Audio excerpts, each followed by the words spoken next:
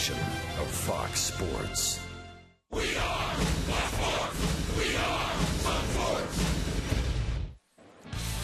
The Rays have been rolling on their current 11-game road trip, sweeping the rival Yankees in New York while winning 5 straight overall. Tonight, Tampa Bay motors into Detroit to face two-time MVP Miguel Cabrera and the Tigers.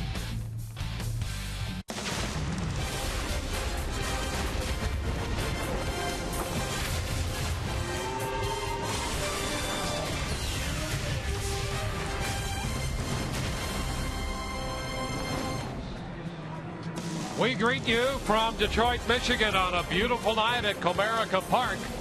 It's 74 degrees, and we have game 1 of a 4-game series on tap between the Rays and the Tigers. Hi again, everyone. With Brian Anderson, I'm Dwayne Stats. The Rays come in riding a wave of confidence on the sweep from New York at Yankee Stadium. And when they take on the Tigers led by Miguel Cabrera, anyone could use a good wave of confidence. Yeah, you're absolutely right. Miguel Cabrera, I'll tell you, this Rays pitching staff, he will have their undivided attention over the next 4 days, and for good reason. Look at his season numbers. You know what? This guy has set the bar so high that this is actually a down year for him halfway through the season, but productive nonetheless. The average 311, 67 runs batted in, continues to be very productive. Of course, he's won the last 2 MVPs, so he will definitely be the focal point. You're going to have to constantly change your patterns against him if you want to have any sort of success. Rays are going to face the Cy Young Award winner, Max Scherzer, 21-3 last year, 9-3 so far this year. And Eric Bedard, who has been pitching so well in the Rays rotation, coming off a 7+ inning outing his last time. Rays and the Tigers just moments away to open this series, the 3rd stop on this 3-city road trip for the Rays.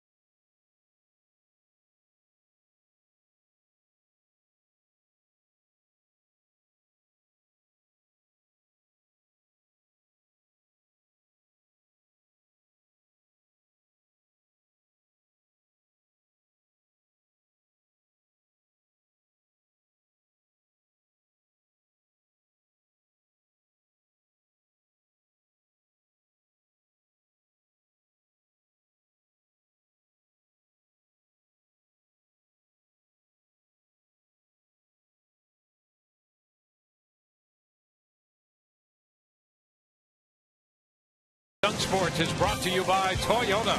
Let's go places. By Checkers, Big Philly flavor, small price. Checkers Philly cheesesteak and the new Chicken Philly, each just $1.99. By Wesley Chapel Toyota and Wesley Chapel Honda, home of the lifetime warranty. I-75 North, exit 279. And by Deliver Us from Evil, now in theaters. Rays and the Tigers meet for the very first time this season. Tigers in first by 4.5 in the Central. The Rays riding a 5-game winning streak.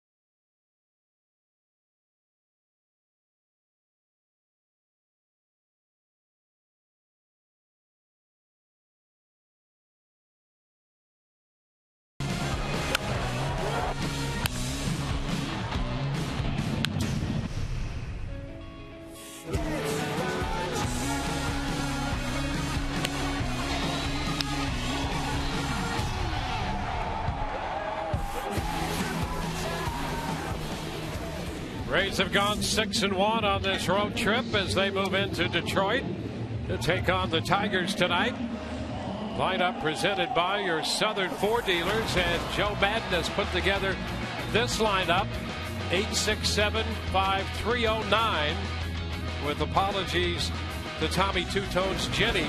It'll be Jennings, Zobrist, Joyce, Longoria, Loney, Vince Bellomi making his major league debut, Kiermaier, Hannigan, and then Cole Figueroa. And here's the scouting report on the pitcher that they're going to face tonight. Right-hander Max Scherzer, Cy Young winner last year, 21-3 with a 2.90 earned run average. He has power stuff and a new toy to go along with it, a curveball. And the first pitch swung on and a base hit by the bag at third. Martinez with a pickup across the line, and it's a double for Desmond Jennings. A quick start for the Rays. Now, you're not going to waste a whole lot of time with a guy like Max Scherzer, who you know has the ability to put you away. So Rays hitters, and obviously Desmond Jennings up there ready to hit, gets a pitch out over the plate, an immediate scoring threat for the Rays. See Scherzer's numbers on the season, making his 18th start, 9-3 record, 3.64 earned run average. Kind of been an up and down first half for Max, but he is throwing the ball well his last couple of times out. Here's Ben Zobrist. Ben starts the night hitting second, batting .254, a turn, but nothing doing back there at second base.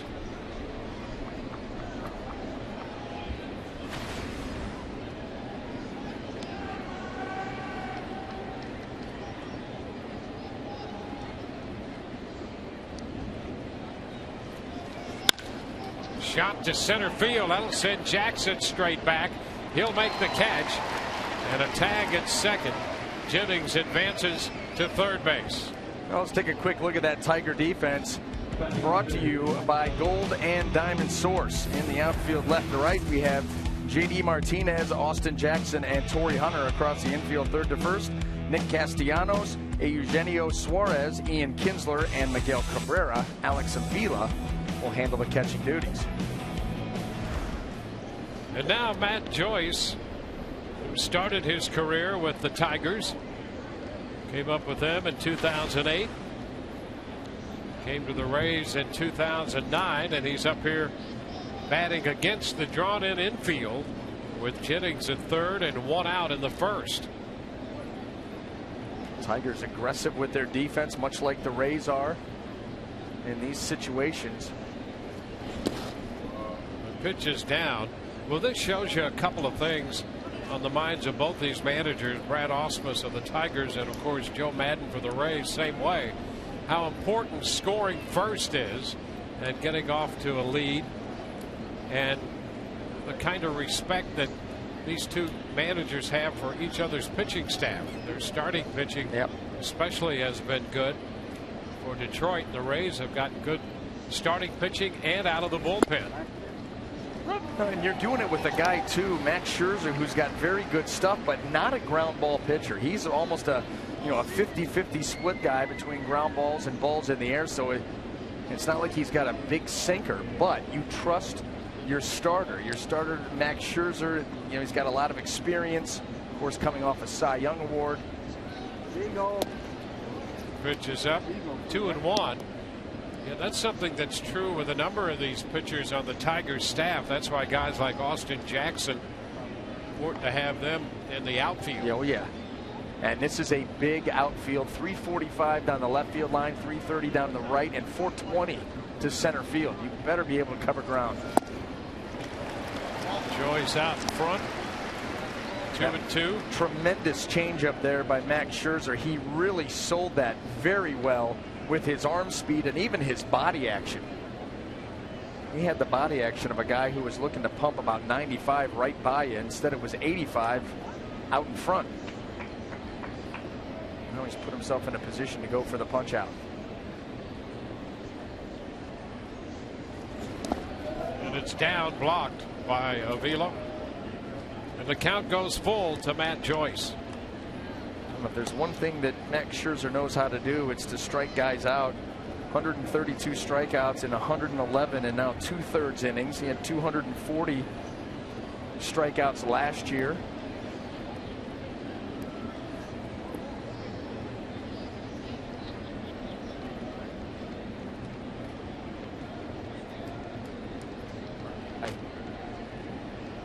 Three-two pitch. And he took that one very close. I think Scherzer thought he had a strike. And that's ball four as Joyce heads to first. Yeah, that was a borderline pitch, maybe even a little bit off the plate, but nice job by Matt Joyce in not going after that. That was a no-win situation. You go after that, you run the risk of obviously swinging through it, and if you do hit it, it's going to be a soft pop-up somewhere. And you can see Avila bring that pitch in, so much so that there wasn't a lot of subtlety about that. And that's what you're looking for. The subtle movement, okay. When you're grabbing it and pulling that elbow in, that's not going to work. First and third for Evan Longoria.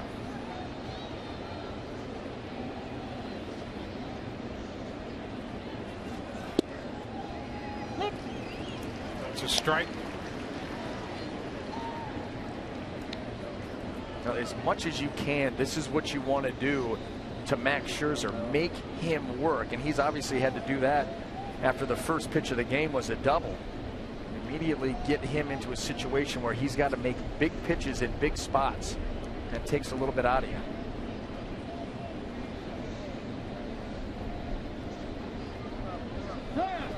And time. Phil Cuzzy, the plate umpire, granting time to Evan Longoria. James Loney on deck for the Rays. Great opportunity here in the first inning.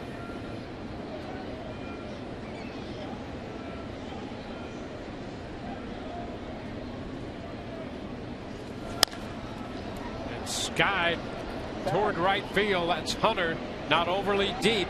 Catch made. Jennings headed to the plate. throw cut off. Jennings safe at the plate. Throw to second, not in time. And the Rays get the first run of the ball game. Jennings crossing the plate, and Joyce moving up to second. I thought Torrey Hunter was going to have a shot there. This ball was not hit deep at all. And he's putting himself in a position to make the throw. As you see Desmond tag up, but Miguel Cabrera is seeing that this ball was going to be offline anyway, cuts it, and tries to get the runner out at second base, and not successful. But that ball came out of Torrey Hunter's arm and just died in the infield. So the Rays get a run, and Joyce moves into scoring position for James Loney. And he misses the first pitch. Strike one.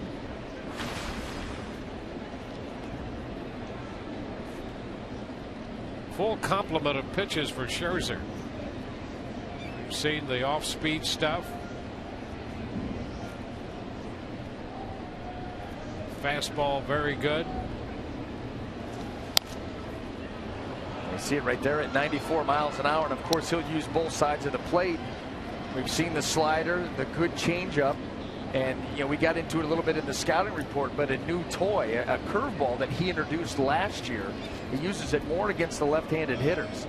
That just gives him an added weapon, and he's using it a lot more with more frequency this year than he even did last year. Loney down 0-2.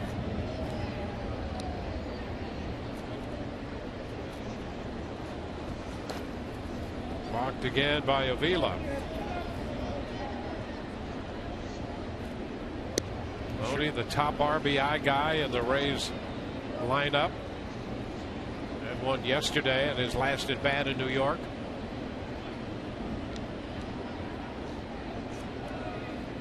Trying to pick up a second first inning run for the Rays.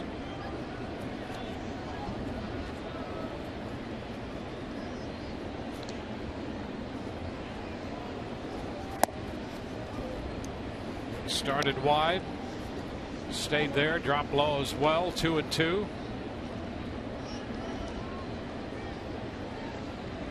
Well, interesting too to see how the Tigers have James Loney, have him played. You got Suarez almost directly up the middle. There's a big hole on the left side. We've seen James Loney use that quite a bit. The ground ball to first. Cabrera tosses it to Scherzer on the way over to cover. Rays settle for a run to take the lead. They leave one. Bottom of the first coming.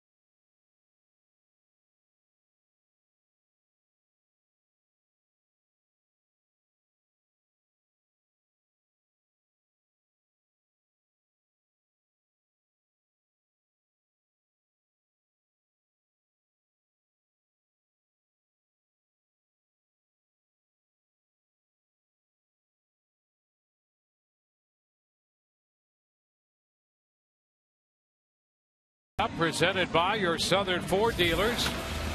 Austin Jackson's going to lead it off, followed by Ian Kinsler and then Miguel Cabrera. Lifetime average of over 300 against the Rays. In a way, that's a moral victory. The DH is Victor Martinez, and he is tough off Rays pitching.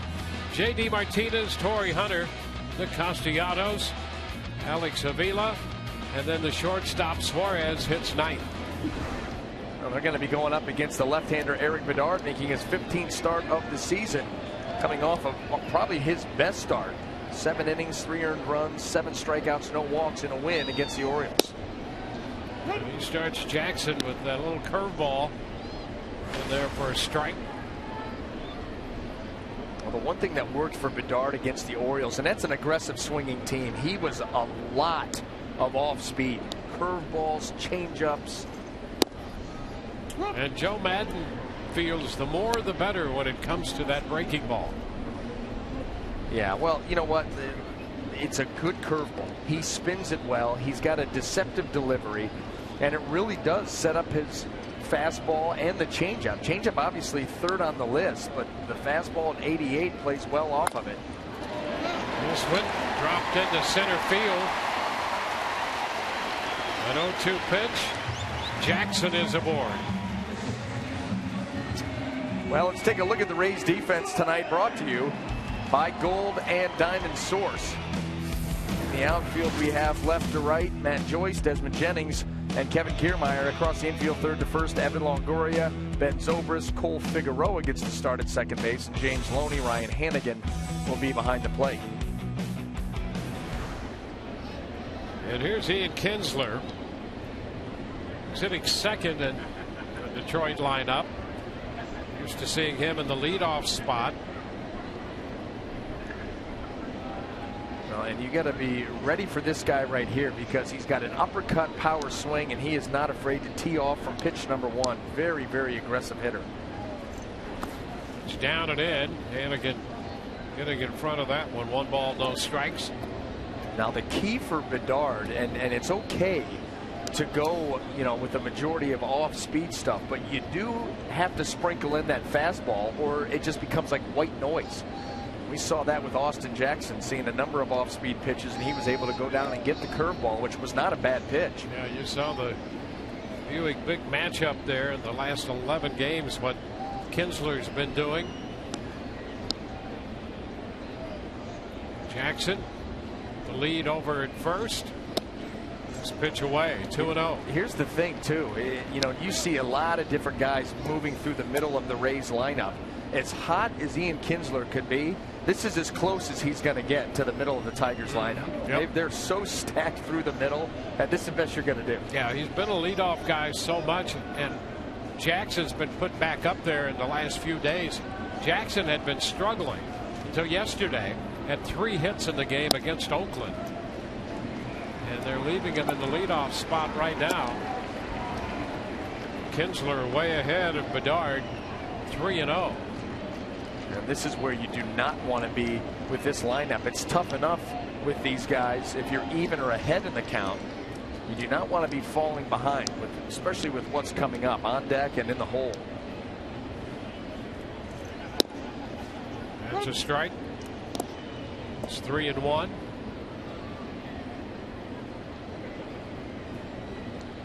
This is one of those lineups that when the game is over, you're not sure where you're more tired, mentally or physically, because they force you to have to think and work and change patterns. And they will also start the runners. They have a number of stolen bases. There's a long one to left. Joyce back, and it's out of here. Kinsler tees off.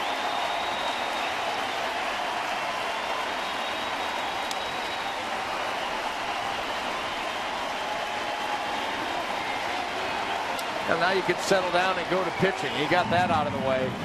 That's the reason, you know, being behind against these guys makes it even more difficult. And 3-1, and it is right there above the belt. Not a whole lot on that pitch.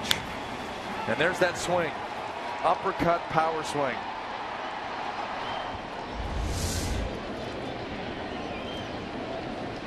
So the Rays suddenly trail by a run. 2-1 Detroit. Here's Miguel Cabrera. Pitch floats outside, way wide. It'll be interesting to watch Joe Madden too, because if Eric Bedard continues obviously to struggle he's not going to waste a whole lot of time, although you don't want to get into your bullpen against this lineup so early in a 4-game series. Cabrera pounds it right back into the screen. 1-1. Yeah, ordinarily, as we've discussed where the Rays are at this stage of the season, given the hole that they're trying to dig themselves out of and how Joe Madden will handle starting pitchers, you figure there will be an early hook as the Rays play for every game. And, you know, and this is where you have to rely on the veteran Eric Bedard to figure out a way, you know, to get into the 5th, 6th inning. You know, right now, the one thing you don't like are his misses. He's missing badly with a number of pitches. And even some of the pitches that are strikes, he's missing with. He's missing out over the heart of the plate, taking, you know, what Kinsler did. So, obviously, that bears watching. But Eric has been here before. You just need him to be able to find a way to get deeper into this game.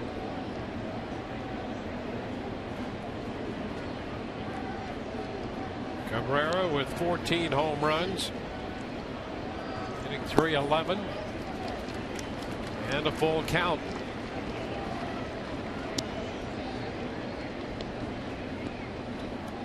And Victor Martinez, you figure with Cabrera and Victor Martinez behind him, the way Martinez is swinging the bat now, that only bodes for more production out of Cabrera, because there'll be some good protection back there for him.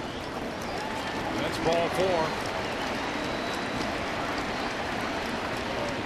Well, and if you look at the misses in that at bat to Miguel Cabrera, all 4 misses were very bad.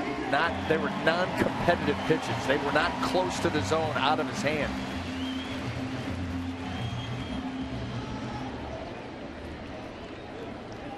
So both Hannigan and Longoria out there spending a short time with Bedard on the hill.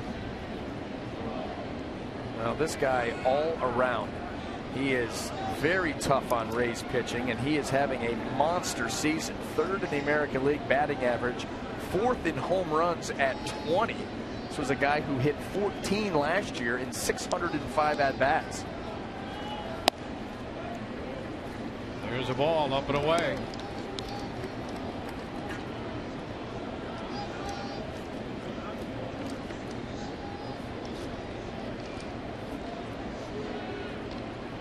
I think one more miss like that and Jim Hickey's going to come firing out of that dugout, try to get him back on track.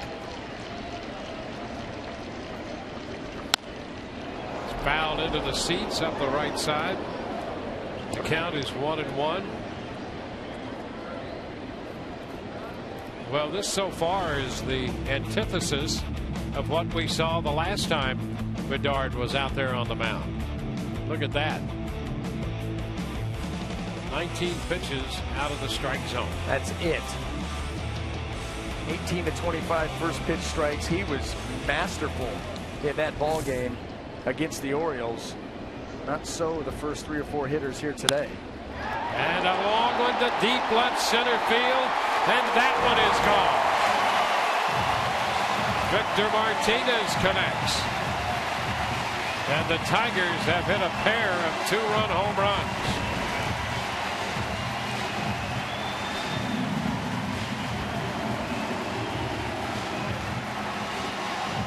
He just continues to add to his numbers. Victor Martinez, home run number 10 off of Rays pitching, and now his 69th game in his 21st on the season. That ball allowed him to get extension, and he drilled it.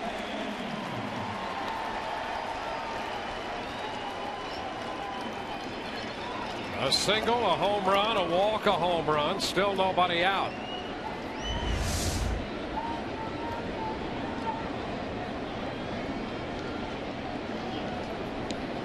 J.D. Martinez.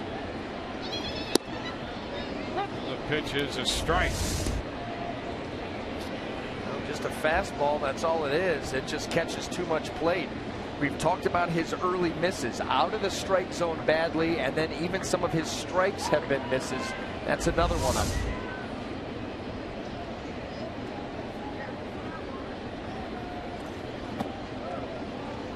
Breaking ball misses, down and in, 1-1. And when we see him be effective, he's got that curveball, and then he'll come in on that inside corner to right-handed hitters and work that area, not catching a lot of the plate. No, he's usually, when he's good, that glove side fastball is one of the reasons why. We haven't seen any of those yet. Martinez pops it into short right. Kiermaier is there. That's the first out. So the fifth man down, out number one. And now the sixth placed hitter is Torrey Hunter. You know, and I think that if he's going to last in this game, he's going to have to break that fastball in. Yep. He's going to have to let these guys know, I don't fear you. I'm not going to live middle away. I'm going to come in. I'm going to challenge you. I know I don't throw 95, but I don't have to if I put it in the right spot. And that's something that will be imperative, or this will be a short night for Eric. Hunter takes a fastball for a strike. Bedard has in the past pitched pretty well here in this ballpark. In 3 starts at .250 earned run average. 1-0.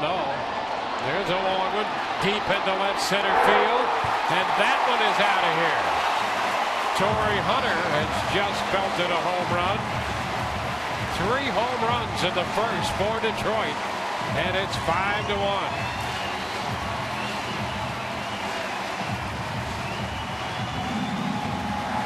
Now everything has just been flat. The misses have not been very good. That was a curveball that just kind of rolled out of Bedard's hand and stayed up there above the belt again, and then Torrey Hunter just laid into it, and with Detroit just feasting now on pitches out over. Nick Castellanos, the young third baseman, is fouled out of play.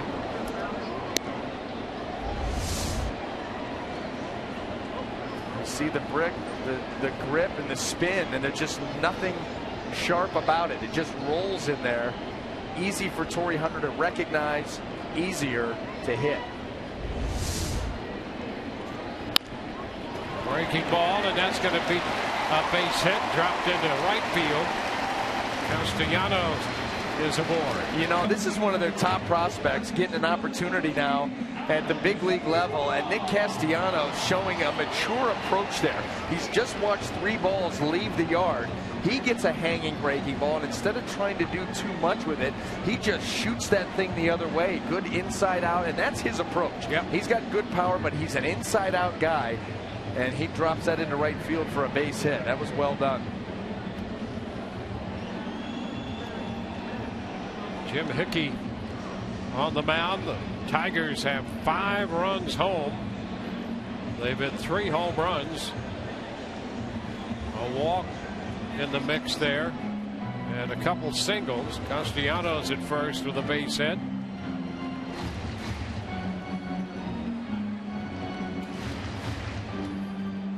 Now the Tigers just swept the Oakland A's here.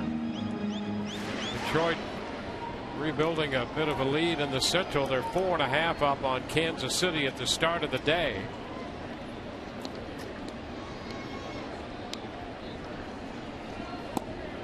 You want to talk about a streaky team. The Tigers came out of the gates like gangbusters, 27-12. Then in their next 29 games, they went 9-20 before recovering to win 11 of their last 13. Catching them on the upswing right now, and it sure looks like it. Sure does. 2-0.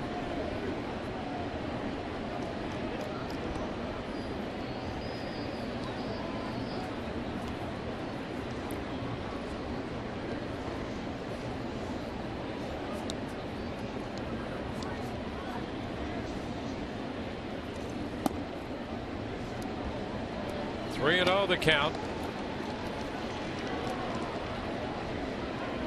The Tigers started the night 4th in the league in runs scored and 6th in home runs. And it's a first inning assault so far. 5 runs in. 3-1.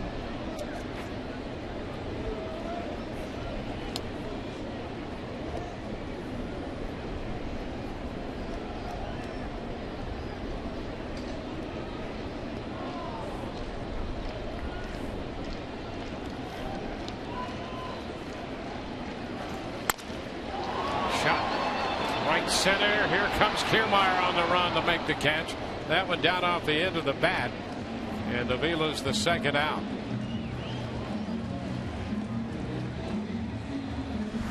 Our Toyota trend will see the breakout of the Detroit offense, averaging 4.67 runs a game, and they've already eclipsed that one here in the first. And that's the danger. That's the danger. These guys can put up crooked numbers. You know, they in their game yesterday, their win yesterday, they scored 6 runs in the 6th inning. That was the 7th time that they've scored at least 6 runs in an inning. So it doesn't take them very much to get it going. First pitch to the shortstop, Suarez, is a bit high. 1 ball, no strikes. Eugenio Suarez, the young infielder. He's batting .296 and hitting 9th.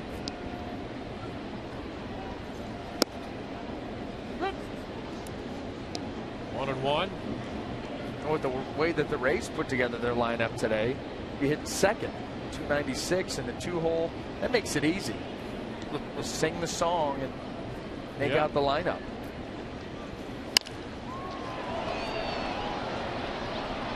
Right center. That's caught by Kiermaier. He handles all the putouts.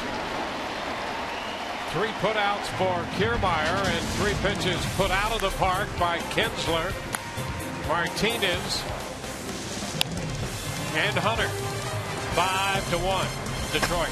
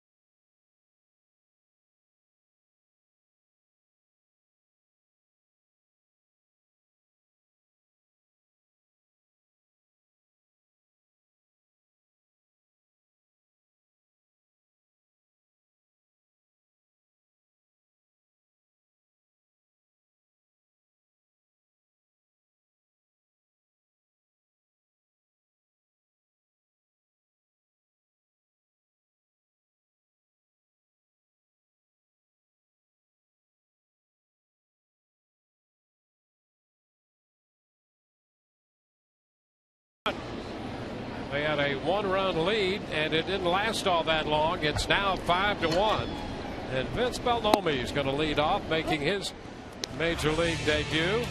First pitch is in there for a strike. Jeff Bellevue has been sent to Durham, and he's been up and down a couple times. The left-hander, Bellevue.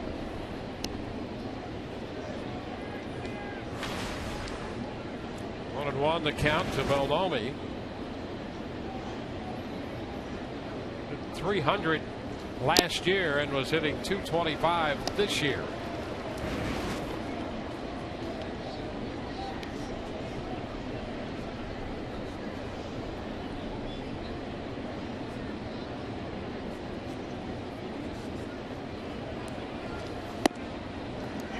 Pitch is high. Now 2-2.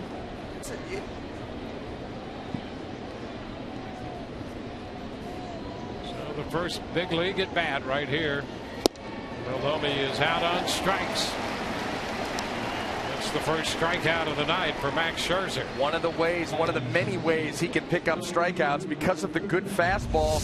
You've always got to be geared for that. But then how about the changeup? And he sells it well, and there's good finish at the end with that pitch. And he got Milwaukee way out in front.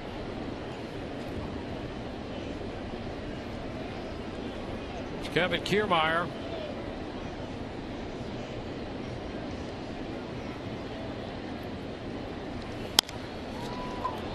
Lifts it back into left center field. That sends J.D. Martinez to the track, and he gets there to make the catch. That was interesting. I thought that was a fly ball, just a standard fly ball to left field. And Kevin Kiermaier, yeah, well, you know what? You shouldn't be surprised. The guy's got 7 home runs. Yep. And he's looking to go opposite field here. That was close.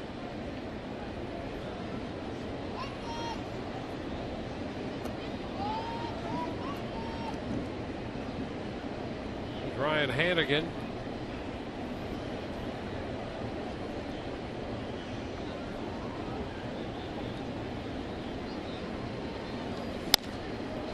And he lifts it to the right side. Coming in is Hunter. So a strikeout and 2 fly balls, and it's a quick second inning. 5-1 Detroit.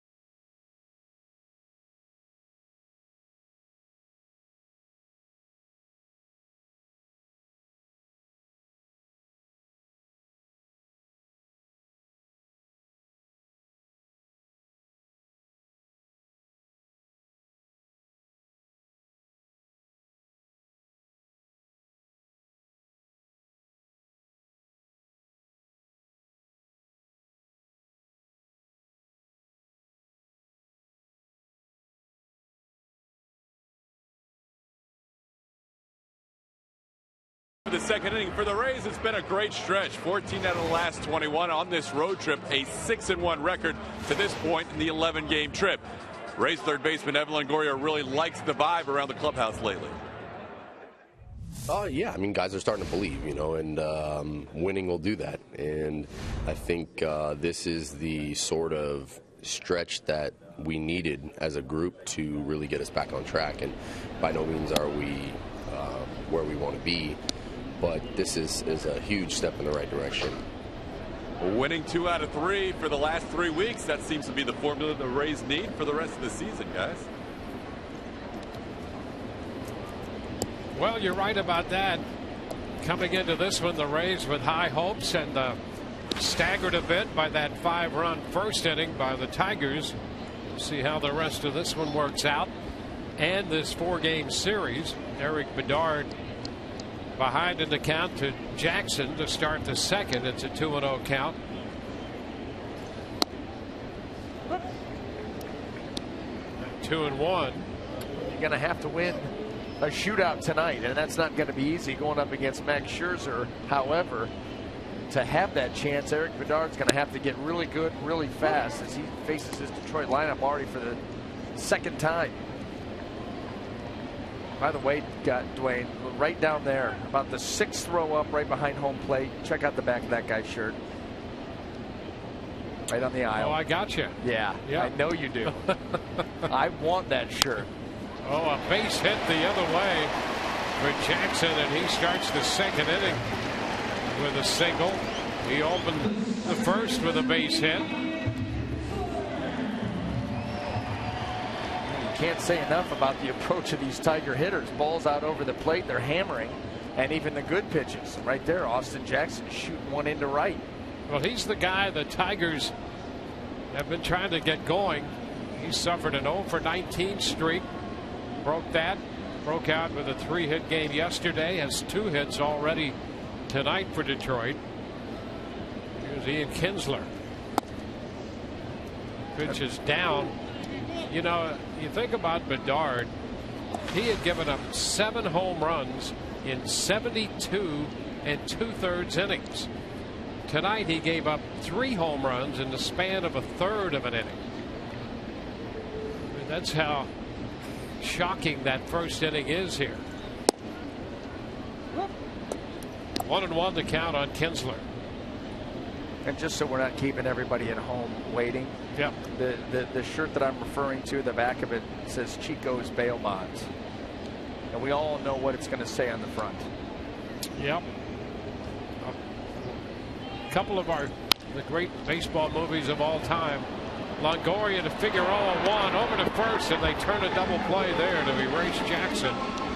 5-4-3 on the double play. The bad news Bears.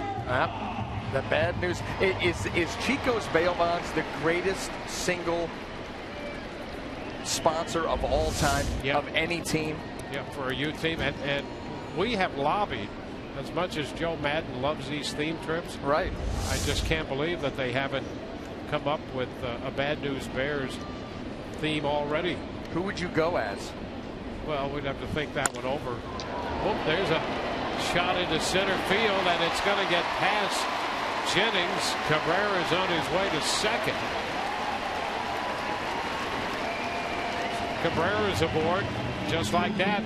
Well, not often. The Tigers are the man in scoring position. Yeah, this team there's no let up. No let up. You get the quick double play. You think you're that close to getting out of the inning, and a ball down and out over the plate, and Cabrera hits it so hard he gets it by Jennings. His route to get there, he cut it just a little bit too short. That ball able to skip by him.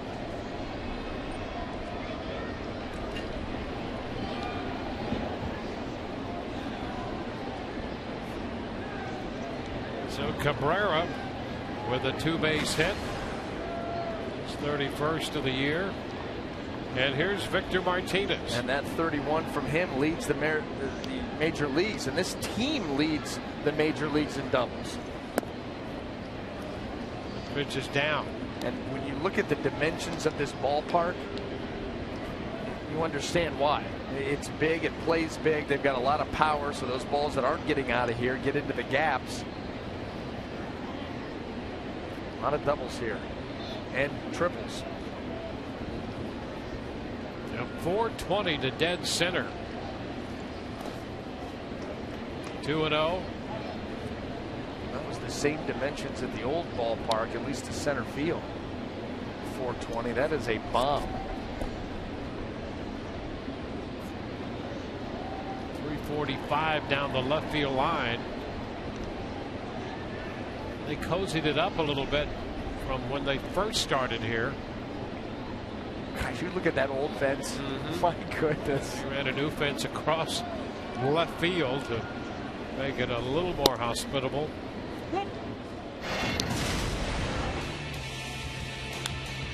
Victor Martinez didn't have any trouble reaching the seats with his 21st home run of the year in the 1st inning.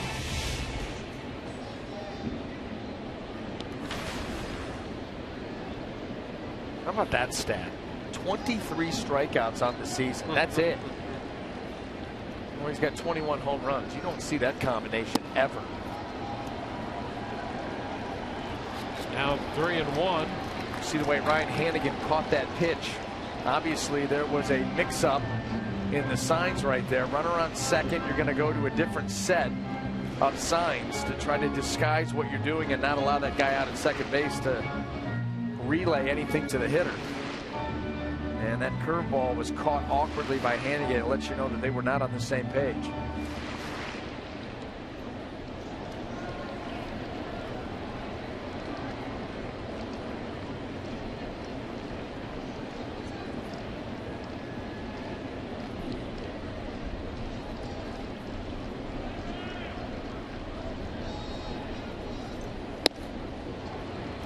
And ball 4.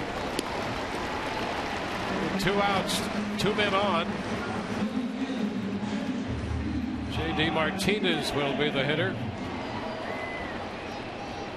It's been a long night already. Bedard made 32 pitches in the first inning and has given up 3 base runners here in the second. The double play helped him out. So now first and second with 2 outs as he faces J.D. Martinez.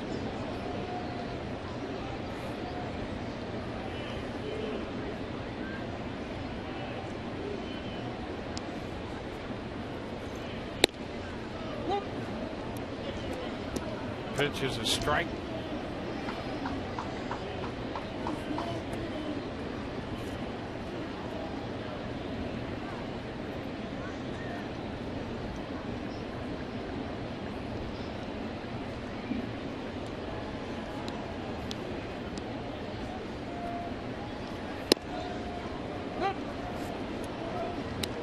Two. JD, how about his transformation here with the Tigers? Yeah, this was a guy who was jettisoned by the Houston Astros. Yeah, the Astros released him. Yeah, just released him. Yeah, and just sent him onto the Heat. The Tigers picked him up, made an adjustment in his bringing his hands a little bit lower than they were, and that has paid off big time because he started the year in AAA, quickly had 10 home runs down there, was brought up to the big leagues, got some opportunities at the big league level, and that's 10 home runs up here for the parent club. J.D. Martinez, born in Miami.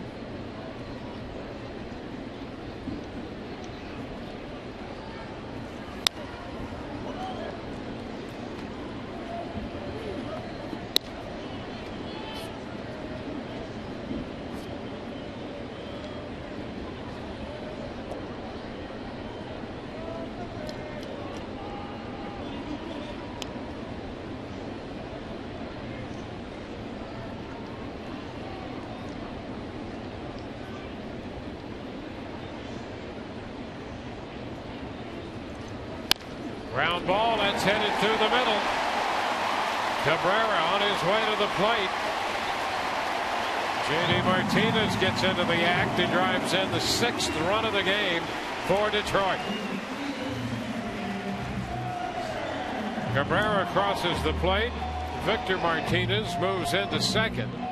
J.D. Martinez takes over at first with the RBI single. Now the curveball just doesn't have the bite tonight. You see these Tiger hitters like J.D. Martinez right there, just able to follow it down into the strike zone and then pop it. This one going up the middle. We mentioned that there was no let up in this Tigers lineup. Yeah, here's Torrey Hunter, who homered in the first, his 10th home run of the year. And he takes a big rip, trying to continue the offensive onslaught. Kinsler hit a 2-run home run. Victor Martinez hit a 2-run home run. Hunter hit a solo homer, all in the first. J.D. Martinez has driven in a run with a base hit in the second.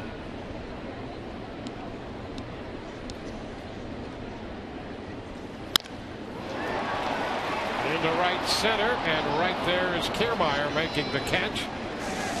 1-run scores. We go to the third. 6-1 Detroit.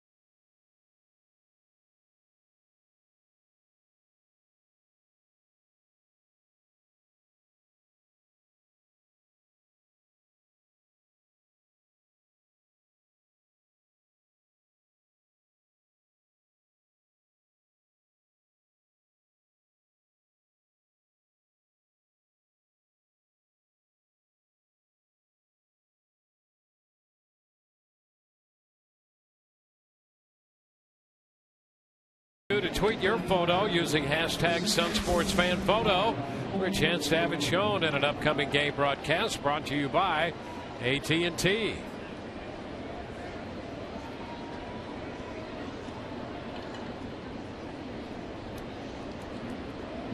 Cole Figueroa will open the third for the Rays against Max Scherzer.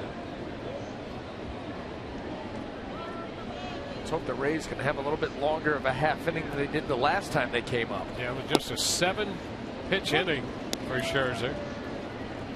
Retired the Rays 1-2-3. It was a first pitch strike to Figueroa.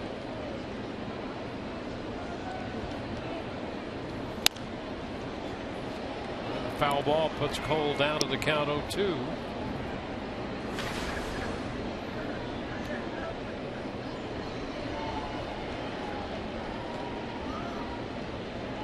Scherzer will be 30 years old at the end of this month.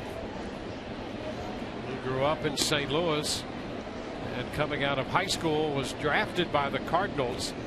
He was elated by that, but chose to go to the University of Missouri instead of signing.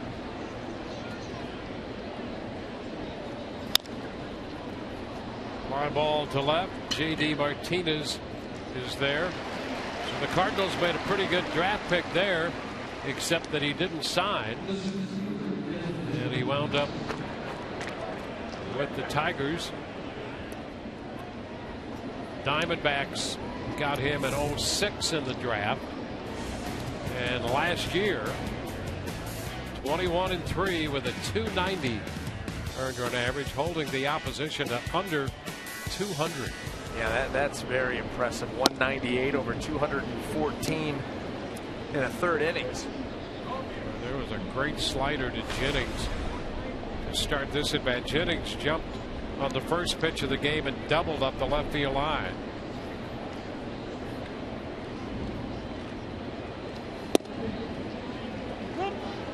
Two.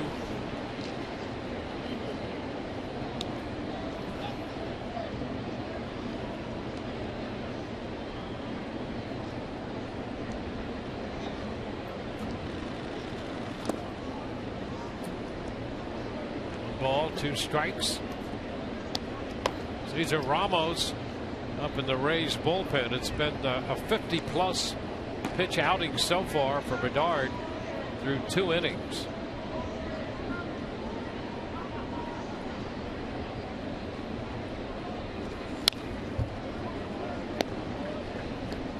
Still 1-2.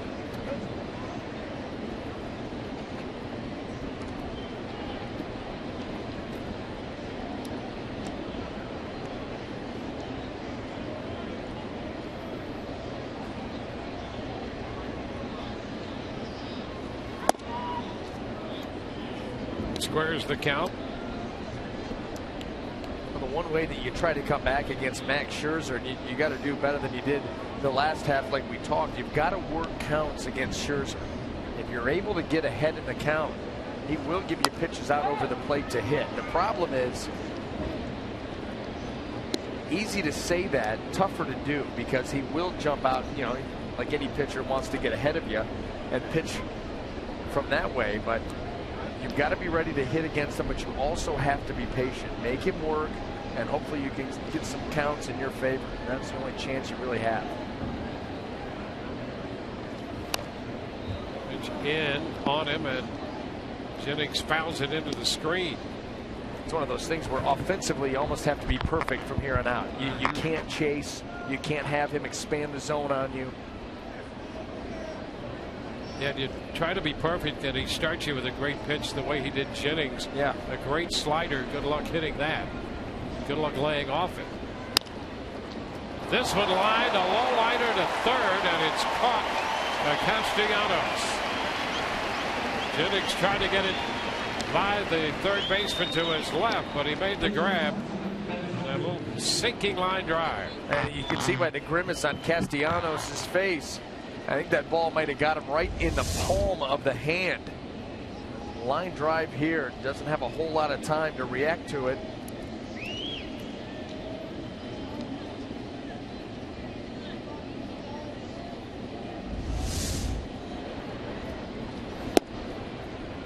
Zobrist looks at a fastball for a strike.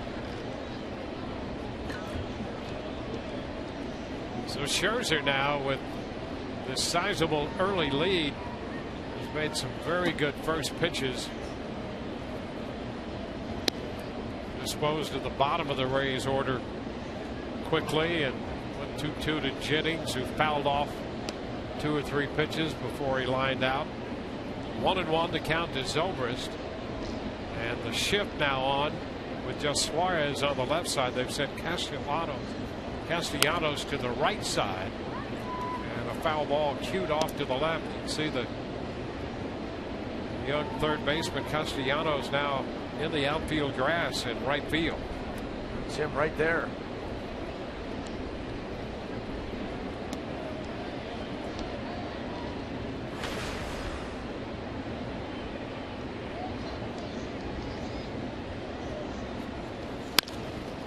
Line drive going to be caught by Suarez. Perfectly timing that leap to get up and grab the liner off the bat of Ben Zobrist. And the Rays are up and down 1, 2, 3 in the third. Through 2.5. 6-1 Detroit.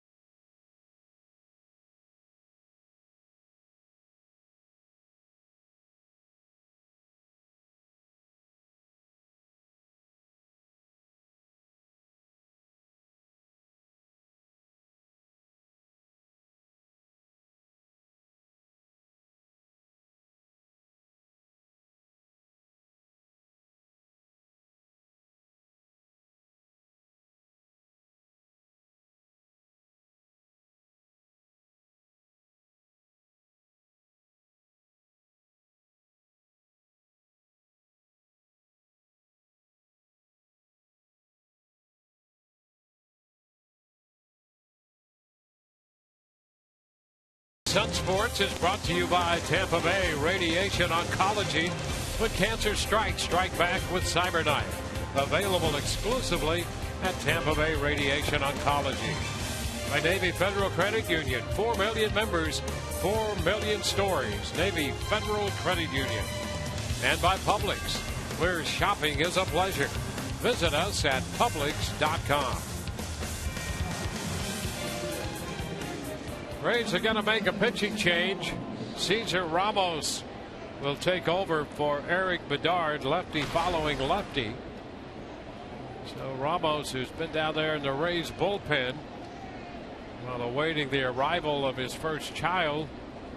And there was a tentative plan for him to leave for home no later than Saturday. Well, he's in the game here tonight in relief. Well, he may be able to leave tomorrow with as many innings as Joe Madden would probably like him to throw in this game, and that's the one thing that he can give you is length. First pitch, he faces Nick Castellanos, and the pitch is high. Castellanos singled his first time. So a 2-inning start for Bedard tonight.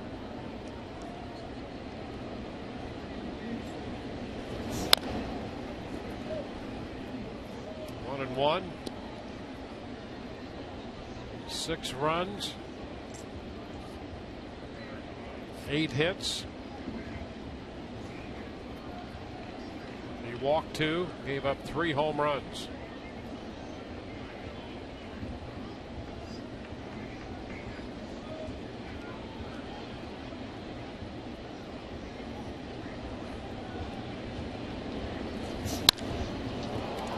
Castellanos lifts a fly ball right center. And Kiermaier has been busy in the early part of this game. Makes that catch. He had all 3 putouts in the first inning. Got the last out of the second and the first out of the third. Yeah, that's a ball typically that you would see the center fielder take, but Kiermaier taking charge out there all over the place. Pulls that down. That was way out there towards center field.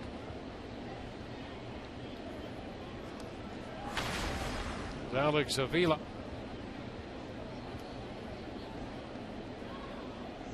He lifted a fly ball to right center, caught by Kiermaier in the first.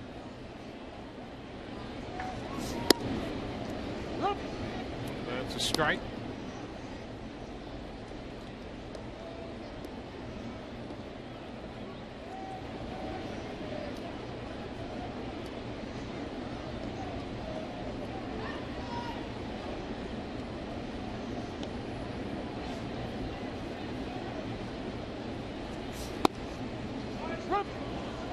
Pitch in there, 0-2. The Rays down big early. They had a good run going and a pretty good feeling we talked about. And Joe Madden talked about them getting a lift of confidence with this latest run. But they have run into the big offense of Detroit here with a 5-run first inning tonight. It's a ball and 2 strikes. So now the challenge for the Rays is to continue that esprit de corps, if you will. I will. In the face of this 6-run onslaught to this point. You just want to see the team continue to play, with that fight in them the rest of this game, try to claw back, try to make some noise, much like they're trying to do overall for the season. He's hit up the middle. You got to find a way to get these guys out. I tell you, Detroit Tigers, who, like we mentioned, had won. Well, look at this. Since June 19th, they're 11-2, hitting .287 as a team, scoring over 5.5 runs a game,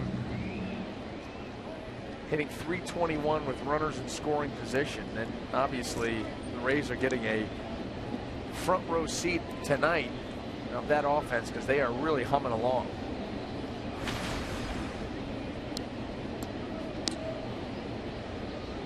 Eugenio Suarez up here.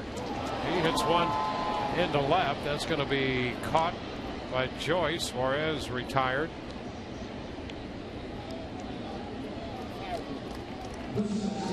Suarez just 22 years old. Getting a chance to play shortstop. Jose Iglesias had some major problems with shin splints in the spring. They found fractures in there. Rest prescribed for that. And so eventually Suarez has gotten an opportunity to play. Now back around to the top of the order. Austin Jackson hitting for the 3rd time in this game. We're at the bottom of the 3rd, and the pitch is a strike.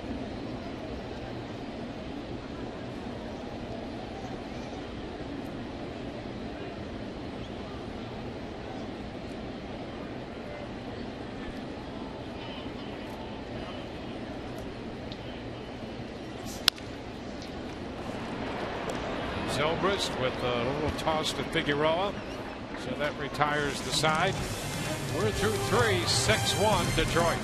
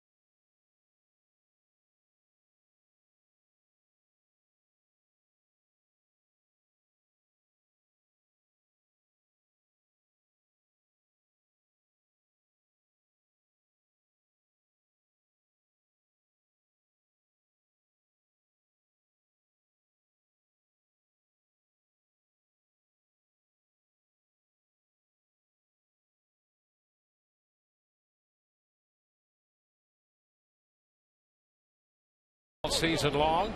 Tires Plus donates $100 to the Pediatric Cancer Foundation for every Tampa Bay Rays home run televised on Sun Sports. And boy, did Sean Rodriguez get hold of one in the 6th inning of the game yesterday at Yankee Stadium. That was a blast. A blast off a hanging slider by Sean Kelly. The difference in the game. Matt Joyce takes a big cut and fouls that one. I think it got part of Phil Cuzzy's mask.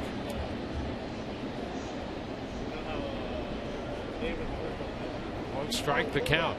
Phil Cuzzy going with the old school mask back there behind the plate.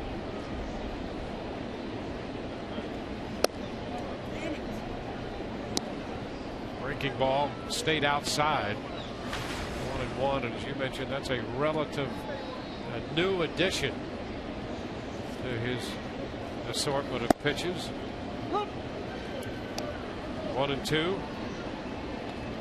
The fastball, the slider are hard. The changeup's a good change of pace pitch, and then the occasional curveball to the lefties.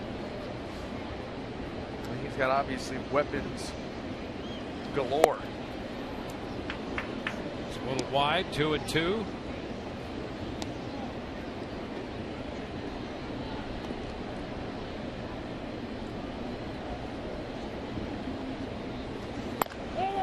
Joyce chops it down to first. Cabrera steps on the bag. 3 unassisted for the first out in the 4th. Well, it's Evan Longoria. Well, this Tiger club, plenty tough. There's no question about that. But boy, the Rays have had a lot of problems with the Tigers the last few years. It's been tough here. It's tough in general against the Detroit ball club. Chopper foul. 1 strike. Tigers 93 wins last year. 88 the year before. They won 95 in 2011.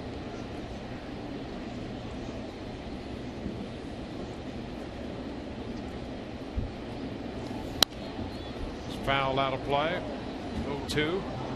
3 division championships, 3 times to the American League Championship Series, once to the World Series. They are on a quest for a championship. There's no doubt about that, the way that this team is put together and performing. Deep third. Castellanos with a long throw. Longoria is the second out. Yeah, they have Brad Ausmus, the manager, taking over for Jimmy Leland. But how about the combination of Dave Dombrowski and Jimmy Leland over a period of 8 years? 4 playoff berths, 3 division champs, and 2 American League pennants. And as you pointed out, they're still looking for a World Series championship. And there's Dave. Spent time with the White Sox, did some great things with the Marlins.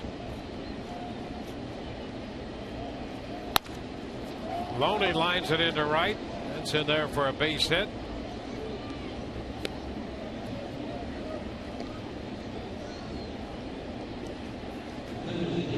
So 2 out single for James Loney. Nice job on that changeup, waiting back just long enough. See him just kind of go out there, flip that ball into right field. And this is the type of game, Dwayne, when you look at this lead right now, this Tigers team is put together, and the way that they've done it so quickly, that this is how they play. You know, they had 93 wins, you just mentioned, last year. They held a lead of 5 or more runs in 45 of those 93 games. Yeah, that's pretty amazing. They know how to blow some people out. Yep.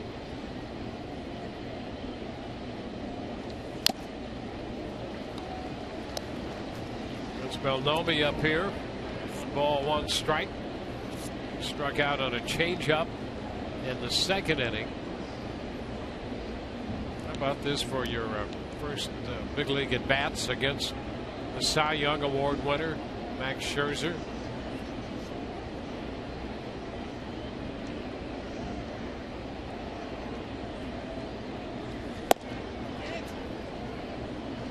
2-1. First of 4 in Detroit against the Tigers. He's coming in here after taking 3 out of 4 from Baltimore and sweeping New York. 2-2, and then running into the big bats of the Detroit Tigers in the first inning of this game.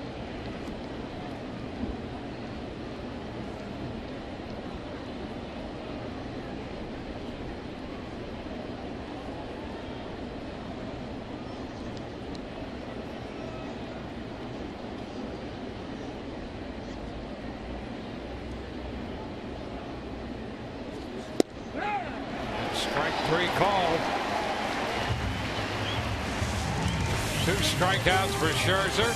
We go to the bottom of the 4th. 6-1 Detroit.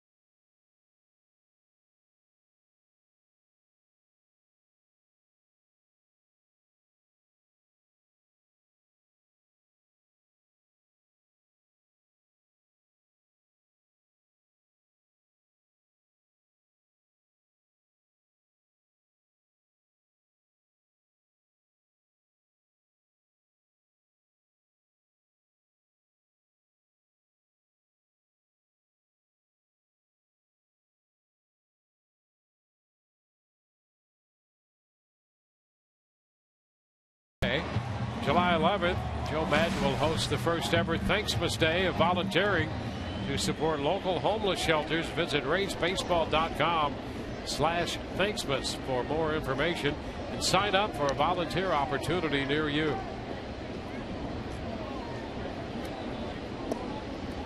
Ian Kinsler set to open the bottom of the 4th with Cesar Ramos on the mound in relief of Eric Bedard. Things did not go well for Bedard tonight. 6 runs, 8 hits in 2 innings, and 3 home runs. Kinsler, big cut. It's not unusual for him. He pounds this one back. Yeah, if he gets a pitch that he likes, he's going to let you know it. Big swing. Obviously, that led to a home run his first time up.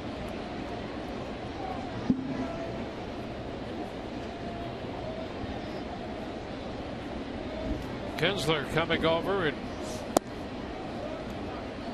Prince Fielder deal.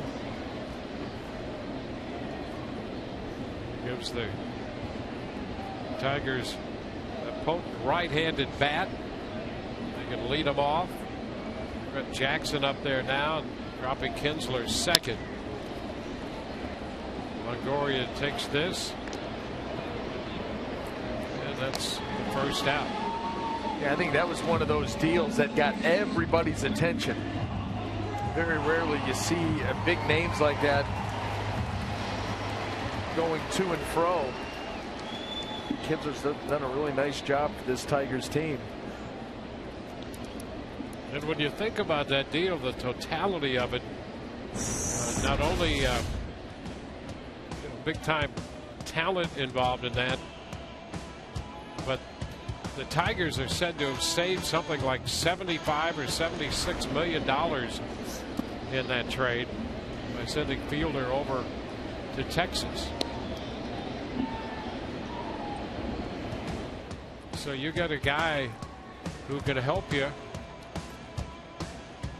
And that's with sending him 30 mil. How about that? It's still saving. Yeah.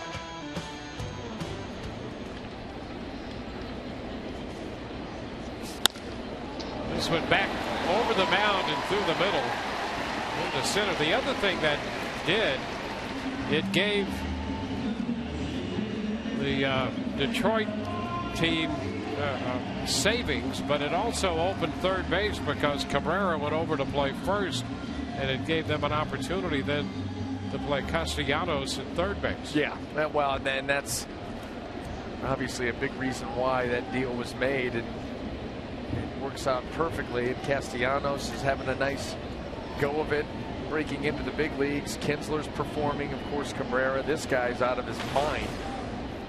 Yeah, before that deal, Castellanos went out and played left field. Thought, well, maybe they'll fit him in that way. But they opened third, and Castellanos now getting to play third base. Victor Martinez takes the ball down and in. Cabrera at first. That base hit, his second hit of the night. He also has a walk, so he's been on base every time up.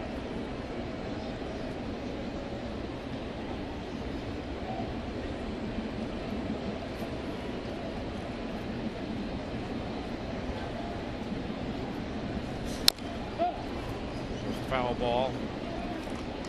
And that shot of Joe Madden there a moment ago, and Joe was saying before the game,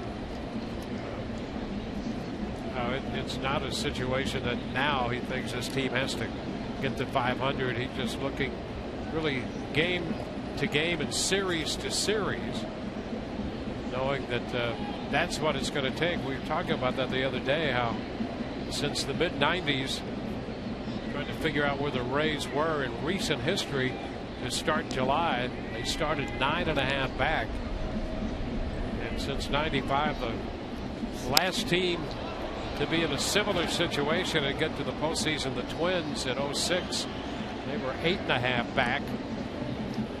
Martinez out for the first time tonight on a fly ball to right. And some of the other great comebacks that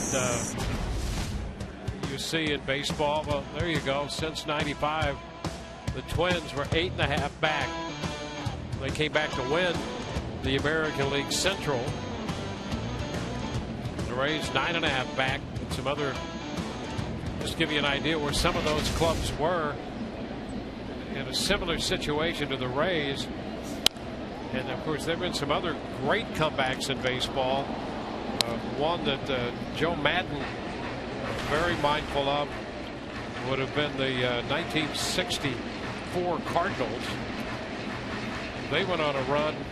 They were 11 games out of first place on the 23rd of August, and they finished 28-11 and won the pennant. That's when the Phillies collapsed. That turned out to be about a 3-team race, but the Phillies had led the National League for a long time, and the Cardinals came back to win that one. One of the challenges is overcoming 4 teams in front of them. But as we've discussed earlier in the last couple days, if they just win a series, and they're probably going to have to win out to get to a point where it's possible to do that. Percentages aren't necessarily in their favor, but if it's to be done, that's how it has to be done. And you can't drop series within the division. Yeah, I mean, those are the series that you really have to take 2 or 3 almost every time. Pick up a sweep every now and then, like they did in New York against the Yankees. When they go back home, not going to be easy. They're going to get the Royals in town, and I think that Monday game it's scheduled to see James Shields. Yeah, I think that's true. Shields will pitch Monday. Yep, and then of course the first half before the All-Star break wraps up with a home series against the Blue Jays. That's when you're going to have to perform. Have to perform all the way through. But boy, oh boy, when you get those head-to-head within the division, you've got to come up big.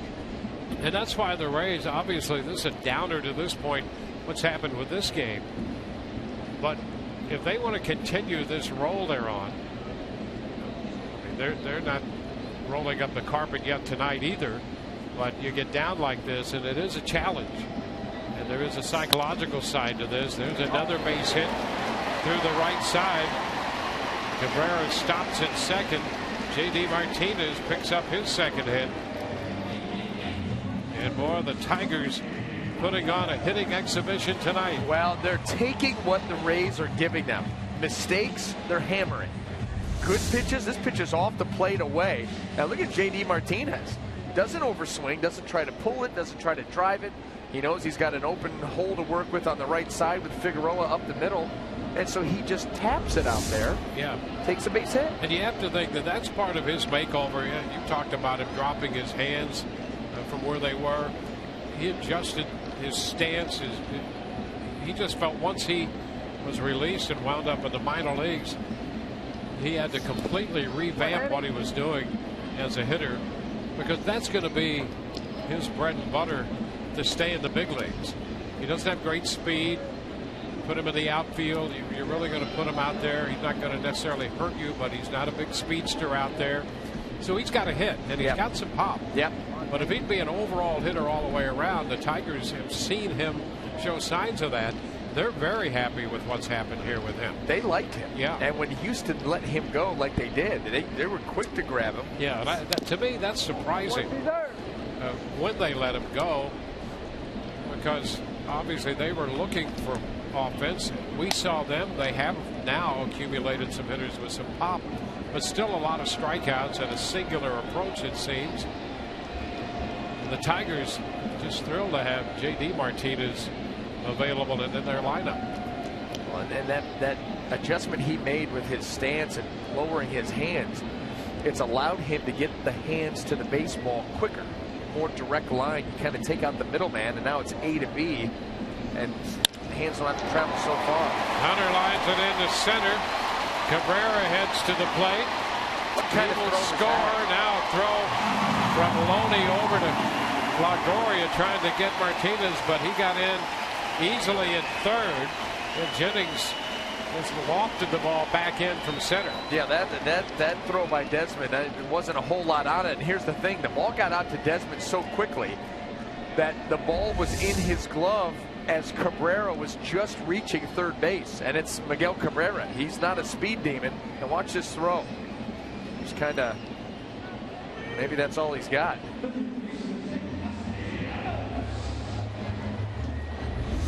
So the Tigers make it 7-1. Hunter drives in Cabrera.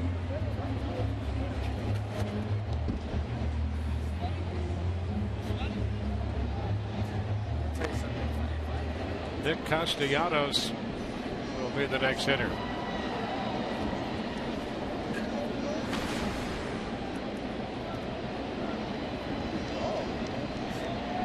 Run home.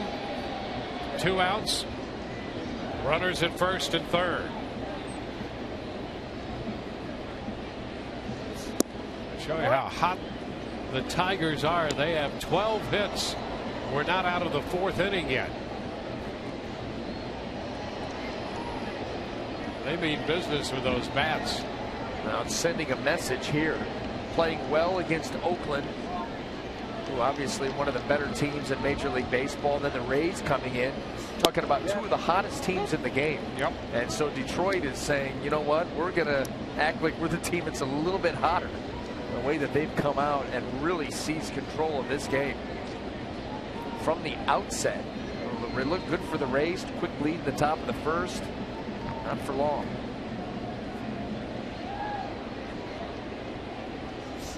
Yeah.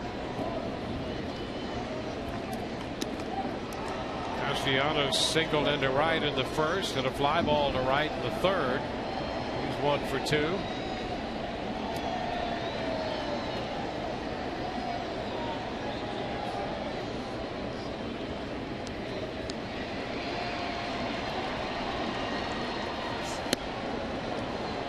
That takes care of Castellanos and the Tigers. But they add a run on 3 hits and leave 2. We head into the 5th, 7-1 Detroit.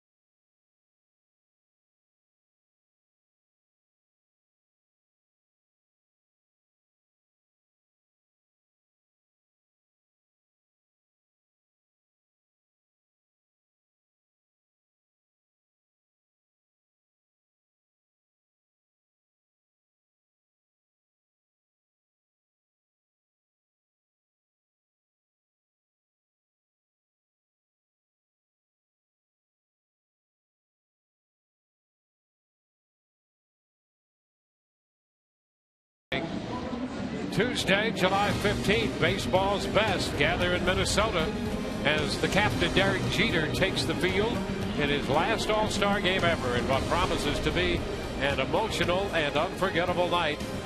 Special coverage begins at 4:30 on Fox Sports 1, followed by the 2014 All-Star game at 7:30 on Fox.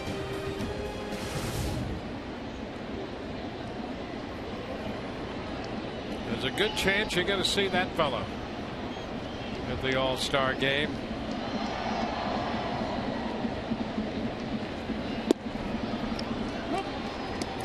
Kevin Kiermaier leading off, takes the pitch in there for a strike.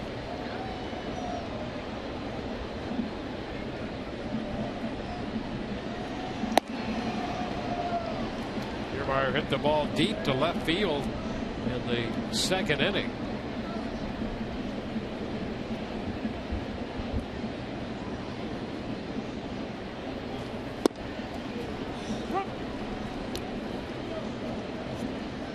If you're going to have Max Scherzer being able to get that pitch for a called strike, that's going to be difficult.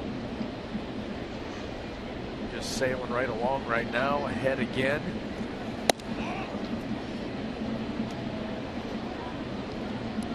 Two balls, two strikes. 21 wins. 21 wins to go up against just 3 defeats. Must be nice. Take a loss every 2 months. Count full now to Kiermaier.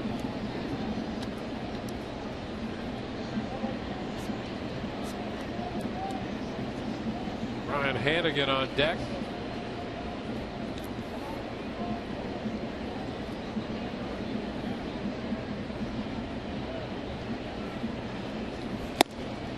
And he got him.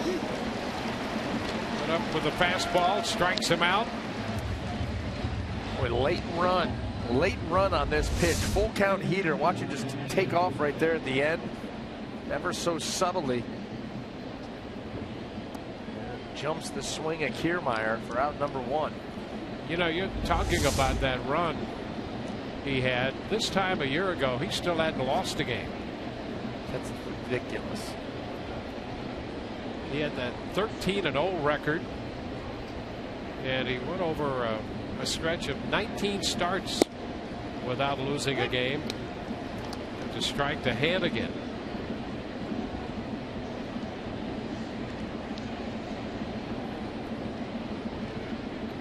The Rays got a run on 1 hit in the first inning, picked up a hit in the 4th. That's been it so far.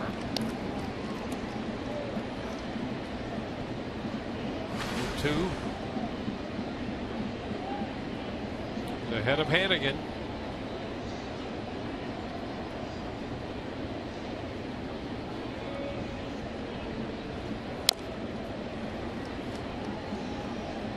Mentioned at the outset, Arizona drafted him out of Missouri, and he did not immediately sign with the Diamondbacks. You recall, it took him a little while, and he actually signed on with the Fort Worth Cats of independent baseball, and he actually credits Stan Hilton, who was a pitching coach with the Fort Worth team, the independent league, of really refining his slider. Hannigan out on a liner to right. He was with the Fort Worth team about a month or so, and then eventually did sign right before the signing deadline with Arizona. But it was during that period at Fort Worth that he thought his slider became as good as it had ever been. You just never know. You never know who you're going to come across in your career that's going to help you and make a difference. Just one pitch. Figueroa lifts a fly ball into center. Jackson takes care of that. A 1-2-3 5th. 7-1 Detroit.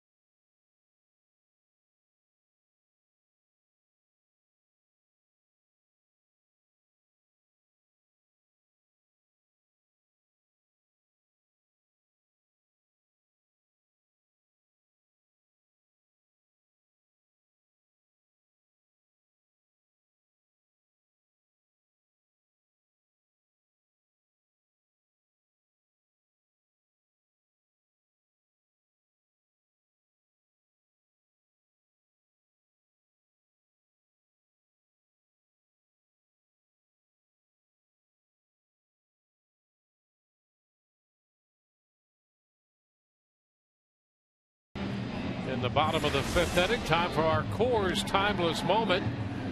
And we go back to July 3rd, 1973, when the brothers Jim and Gaylord Perry pitched against each other for the only time in their careers, and a 5-4 victory for the Tigers, with Gaylord Perry taking the loss against his brother Jim. Norm Cash, the left-handed hitting first baseman, built in 2 home runs for the Tigers in that game.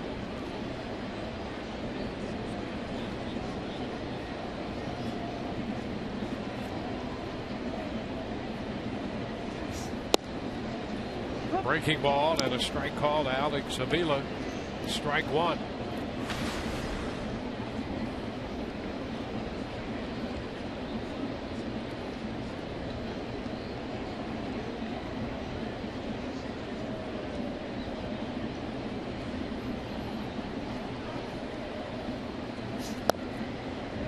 Pitch is down. 1-1. TBA, a personal indulgence that Jim Perry, Gaylord Perry just rang a bell. 1973. That might have been my first big league interview. Wow. When Gaylord Perry was with the Indians, they came to Oklahoma City to play an exhibition game, and I interviewed Gaylord Perry for our radio pregame show. There's a ground ball. Figueroa. Nice play by Cole from short right field. And Avila's out of there. 1 gone. Did he leave any gunk on the equipment? Had to wipe myself down. Yeah, sticky.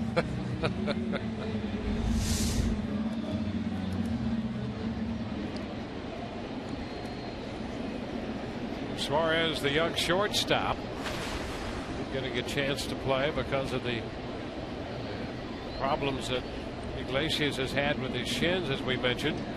Suarez out of Venezuela, and is playing well. And what a great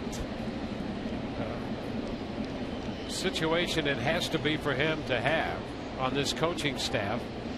Omar Vizquel. Come on. He's coaching first base, so you got a young shortstop from Venezuela, and lo and behold, on the coaching staff, there's Omar Vizquel. You know, I got an opportunity to play with Omar and to watch him do his thing. I've never seen anybody do it better. I really have never played at any level and seen somebody with softer hands at the most important, defensive position in the infield, as far as you get all the ground balls at shortstop. And Vizquel, he would tell stories coming from Venezuela and the fields that he would play on. And he would play barehanded. I mean, he played barehanded for a long time down there. He said when I got to the big leagues with these manicured fields and a glove, he said he felt like he was cheating. Of course. Yeah, and you're right. It's hard to name. Everyone you think of shortstops from Venezuela. Louis Aparicio, so good. You think of him. But for the guys that you've seen play and that I've seen play, I was young when Louis was playing shortstop. But I'll tell you, you're right about Omar Vizquel. It's like a concert pianist playing shortstop. Yeah. And I actually got a chance to play with him a couple of times. The 96, 97, obviously those great Indians teams of those years. Nice pitch there by Ramos to be able to take Suarez out of there. But those teams, 96, 97, obviously going to the World Series in 97. Then I came back to the Indians in 2003, and he was there. So that was my second time with him. Of course, there was no drop-off in play. And whenever he did need a day off, they ran out John McDonald. Yeah. So you had some of the best glove men. But I'll tell you, nobody did it better than that guy right there. And didn't even need the glove. A lot of times barehanded. There's Austin Jackson. Which is a strike.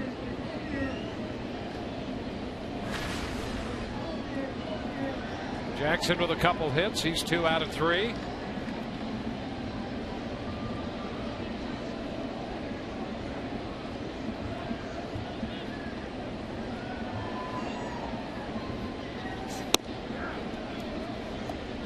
One ball, 1 strike.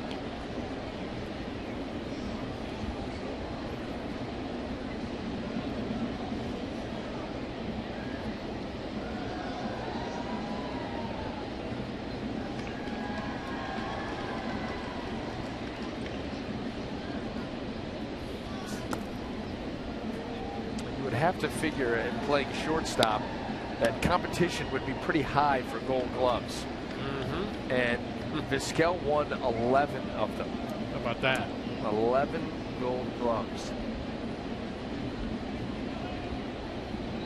And who wouldn't want to have him on your staff? They a lot of reasons. Detroit, didn't they ask him to come off the staff and play short when Iglesias was having the trouble? Why wouldn't you? Like, listen, hey, maybe you want to go out there and play a little bit more this year. Because he can still do it. Absolutely.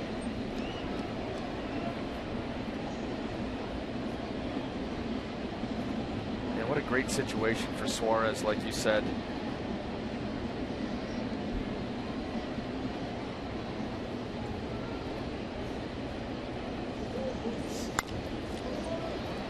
And to third. Longoria's throw to first in time. To 1, 2, 3, 5th. We go to the 6th. 7-1 Detroit.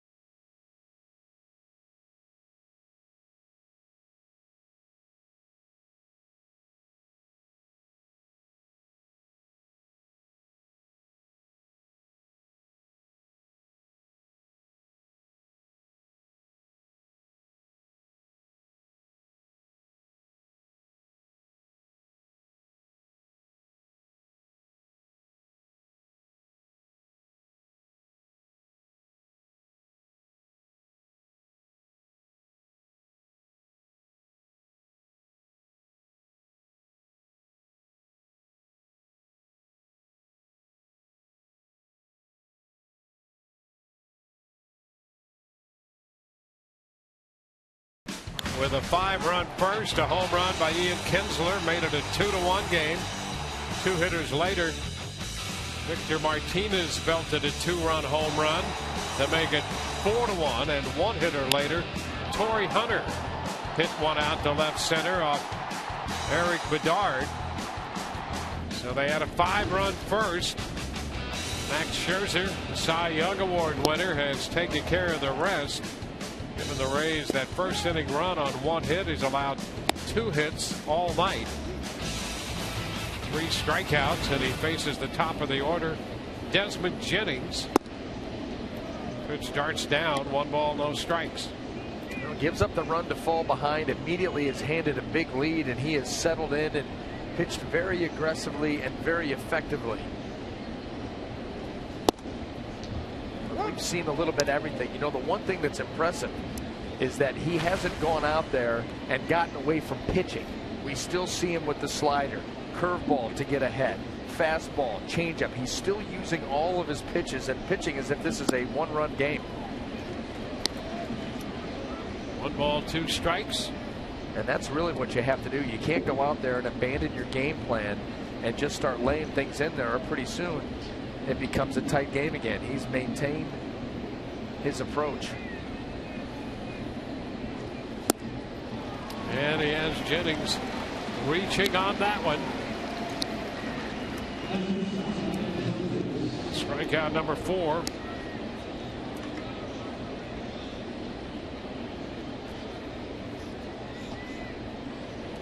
Here's Ben Zobrist.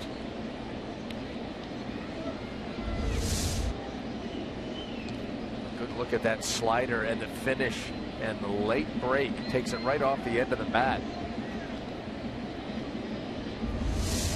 It's that excellent slider we were talking about a couple of innings ago. See, every time I see him throw that pitch now, I'm just going to think about the stockyards. I'm going to think about you and the stockyards. Yeah. You know, there's one of our favorite places to eat in Fort Worth goes right by that ballpark, by the way, where he was playing with the Fort Worth team in the Independent League. On our way to the stockyards in Fort Worth. And I remember a couple of years ago during the Thanksgiving Day football game on it was the Fox game where Troy Aikman, the dessert came from the Lonesome Dove. Very excited sitting at home. Pretty good spot right there. Yes, it was. You took us all there one time. How could it not be? Your treat took out the whole crew for lunch. Lonesome Dove. I mean, you kind of ran the show. You're moving people around. It was like a chessboard for you.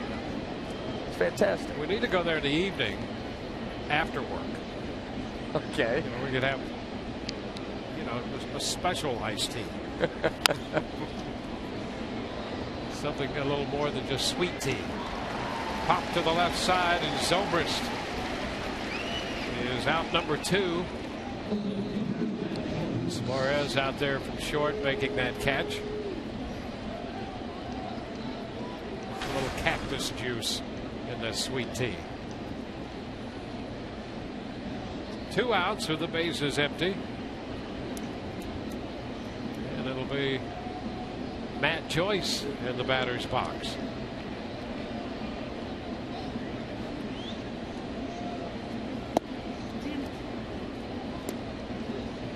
Ball, no strikes.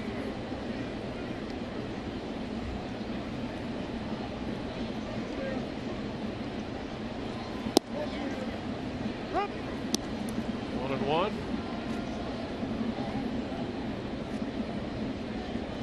Well, it's a beautiful evening. 72 degrees. Everything very agreeable for the Rays except the score. And that's hard to take right now for the Rays, down 7-1. Tigers broke out with that 5-run first. They added a run in the second, another run in the fourth.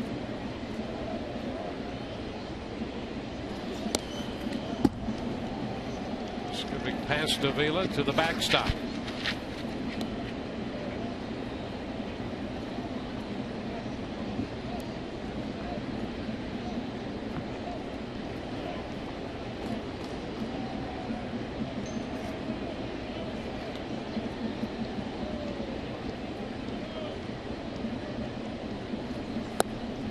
Now the count's full. Jennings opened with a double. Rays eventually got him home on a sacrifice fly by Evan Longoria. Evan on deck. And strike 3 call. Joyce thought the pitch was in. He's out on strikes. We're headed into the bottom of the 6th inning. 2 strikeouts in the inning for Scherzer, including strike 3 call on this one.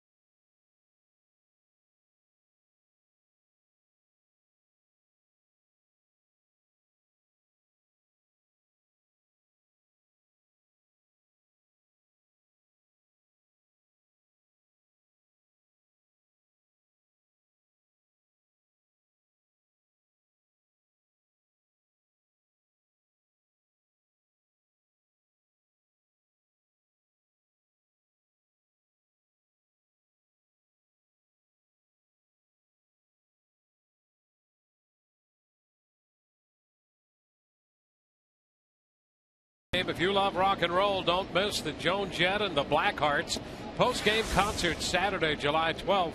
First, catch the Rays take on the Blue Jays, and stick around to see Joan Jett sing some of her biggest hits, including I Love Rock and Roll and Bad Reputation. For tickets, visit raysbaseball.com/concerts or call 888-FAN-RAYS. First pitch in the bottom of the 6th inning. Ian Kinsler swings and misses for a strike. Miguel Cabrera will hit second in this inning. He's followed by Victor Martinez. Eric Bedard gave up 6 runs in 2 innings tonight. Cesar Ramos has pitched the 3rd, 4th, and 5th innings. It opens the 6th.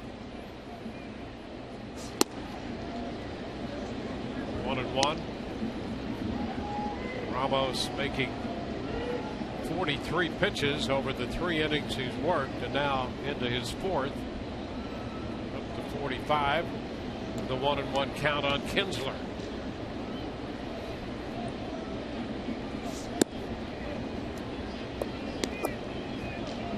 Well, you know, it's a tough job to come in and do, but Cesar Ramos has done it admirably in this situation, getting out of that early departure from Eric Bedard and getting this game now into the 6th. That really, you know, he can complete this inning, and that really can save your bullpen. You know, the first game of a 4-game series against a potent offense, you don't want to burn that thing up in game 1. And with Cesar scheduled to leave anyway, yes, the best of a bad situation. The Rays made the roster move, sending Beliveau down and adding Beldome, but you would think that there's a good chance, at least Ramos is back, that the Rays may bring the left-hander Beliveau right back. You may want to divert that flight. Yeah. A quick landing somewhere, get him back here. Yeah, or just have the flight out of here delayed for a little while. Kinsler's going to see another 3-2 pitch.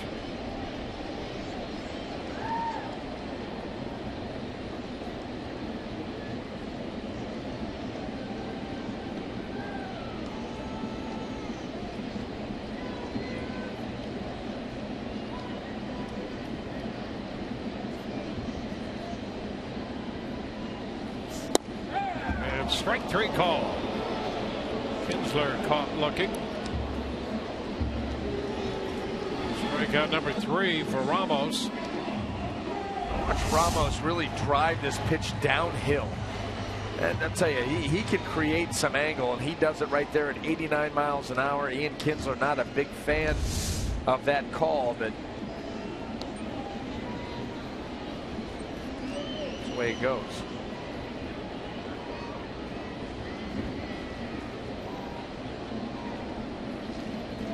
Cabrera with a walk, a double, and a single, and he has scored 3 of the 7 runs. Lofting one deep down the right field line toward the corner. Kiermaier could not find it, and into second base goes Cabrera. Boy, Kiermaier came racing over there and appeared to actually overrun it. Yeah, you know, we've seen Kiermaier take some interesting routes. We've pointed that out. But as he goes for this ball, he goes for that little jump again. You know, there's just a lot of movement in what he does out there. And this ball that's a fly ball down the right field line that I think Kevin will tell you himself that he should have caught it. But watch this little hop right here. Kind of unnecessary. And that ball off the thumb of the glove. Just missed it. Cabrera winds up at second.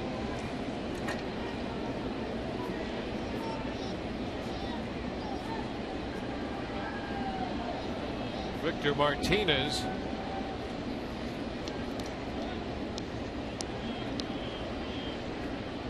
Cabrera gets credit for a double, his second of the night. Take another look at Kiermaier from a wider angle. Yeah, he gets over there, good hustle. He's going to get there, but then right here, there's just this little hop right there. And I'll tell you, that's got to be difficult because that ball's moving, you're running, and then you're jumping, and you don't need to. There's just a lot going on there. And it's no wonder that play was not made. And once you're airborne, you're not going to change in midair. Not unless your initials are MJ.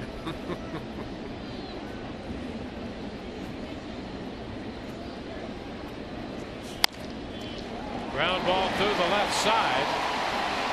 Cabrera will advance to third.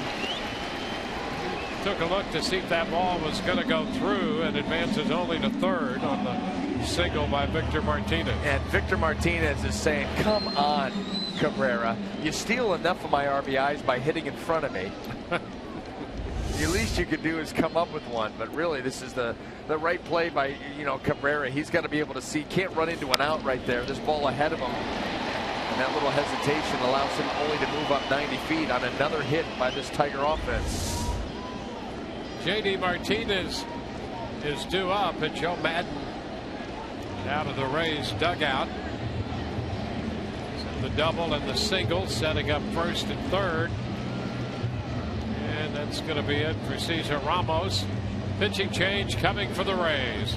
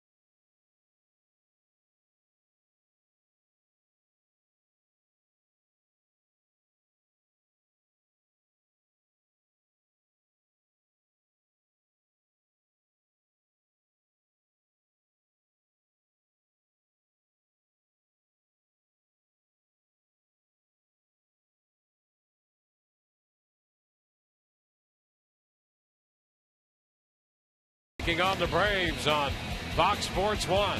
Then it's baseball night in America on Fox as Nelson Cruz and the Orioles take on the defending World Series champion Red Sox, while the Rangers take on the Mets. Our MLB doubleheader begins next Saturday at 3:30 p.m. Eastern on Fox Sports 1 and continues at 7 p.m. Eastern on Fox. Kirby Yates will be pitcher number 3 for the Rays. He'll inherit a couple base runners with one away in the 6th inning. Well, Ramos gives way to Yates. He's on for the 9th time, 9 2/3 innings, 12 strikeouts. And I'll tell you what, this Tigers lineup, it has been their top 4 hitters that have really done a lot of damage. They are now combined 8 out of 14 in this game, leading the offensive charge. Cesar working right there, 3 1/3 innings. Just 1 run so far, but he is responsible for those runners out there.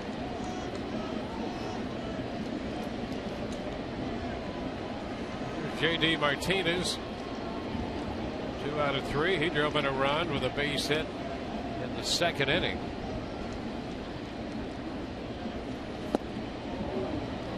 Strike 1.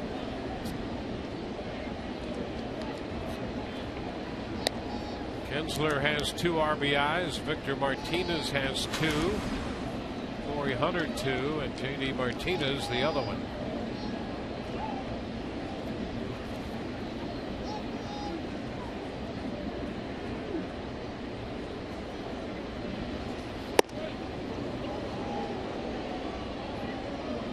fastball there. I'd like to know how that missed Martinez.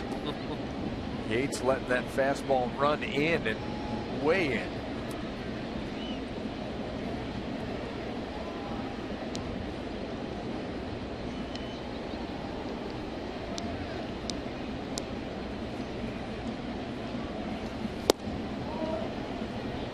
Ball and 2 strikes. I'll tell you what, that one thing that pitch will do is set up that one. I was going to say that just a setup pitch. That's all right. That prior pitch was. Run that fastball in way off the plate like that, then come back with the slider down and away. And you put yourself in a position here to now go for the strikeout with that runner at third here and just 1 out.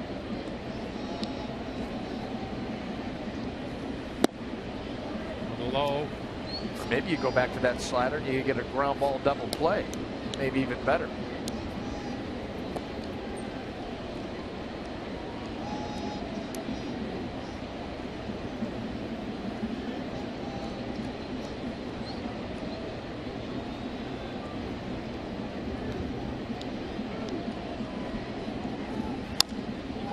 The ground ball, but it's well foul. See another 2-2 pitch.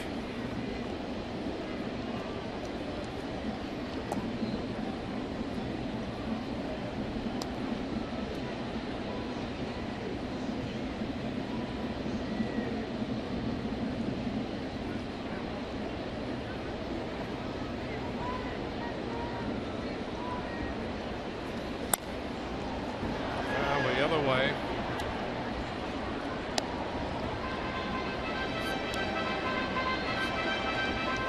Six charge to Bedard, 1 to Ramos, 2 men on belong to his account. Facing the Tigers, lead the American League in team batting average at .276. The chop to third. Figueroa 1, first base not going to be in time, and the run crosses the plate. Now the chopper. They get Victor Martinez at second. J.D. Martinez beat the throw to first, and in the process picks up a run batted in. His second of the night, making it 8-1. Well, that was good hustle down the line by Martinez to get there and make that really not a close play at all at first. And by doing that, he does pick up an RBI, and Detroit adds to their total.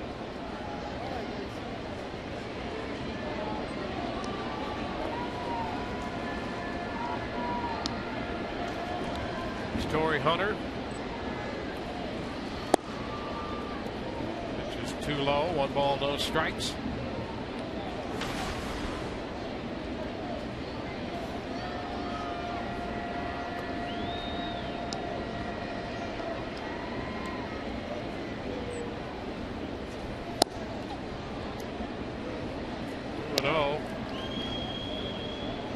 Hunter, who started this game with good numbers against Eric Bedard in his career, continued that when he hit the home run on a curveball in the first inning.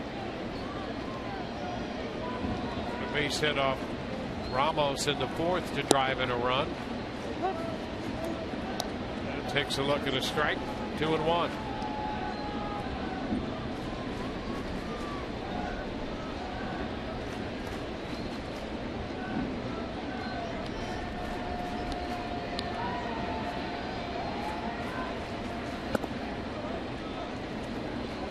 Now 3 balls and a strike.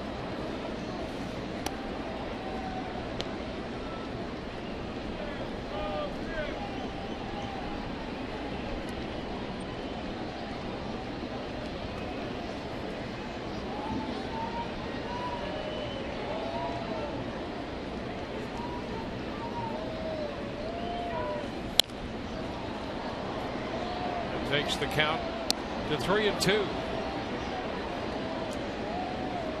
The Tigers have been hot. They won 4 out of 5 and 8 of their last 10. The Rays came in here riding a 5-game winning streak. Rays have gone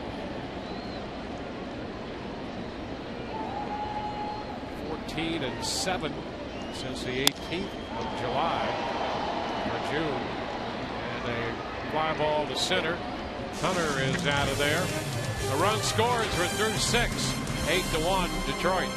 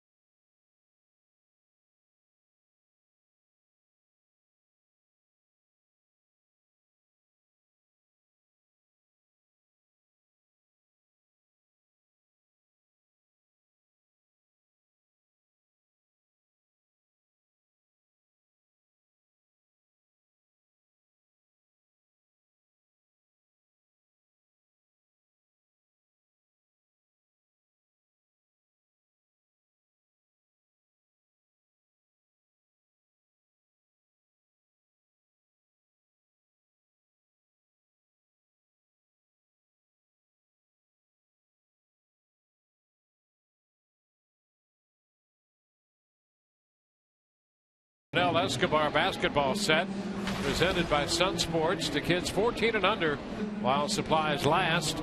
This basketball set available when the Rays take on the Blue Jays. It'll be Sunday, July 13th as part of Family Fun Day presented by the Tampa Bay Times. For tickets, visit RaysBaseball.com or call 888-FAN-RAYS.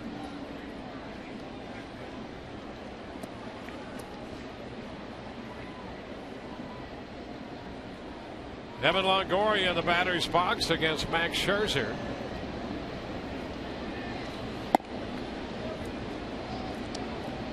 Evan drove in the run for the Rays with a sacrifice fly to right field in the first.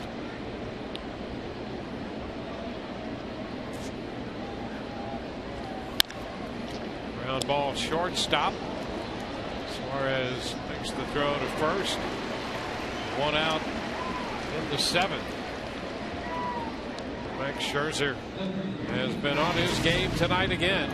Yep, a hiccup in the first inning that led the Rays to a quick 1-0 lead, but then he went to work and he has really used all of his pitches effectively. I think that's the thing that stands out about this start. So impressive. The fastball's been there, the slider, occasional curveball, a good changeup. He's continued to pitch as if this is a close game, not conceding anything. And you see the Rays still with just that one run, and we're in the 7th inning. You know, we talked about Dave Grabowski being here with Jimmy Leland and the run they had. Grabowski's been here, I think this is his 13th year. And think of the deal, that big deal they made. It was a 3-team deal, and the Tigers got Scherzer and Austin Jackson in the same deal.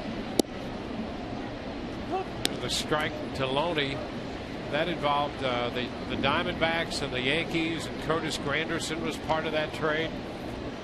But when you think about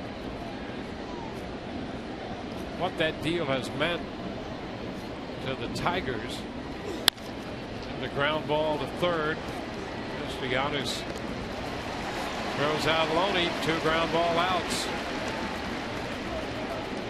So that's 9 in a row retired by Scherzer.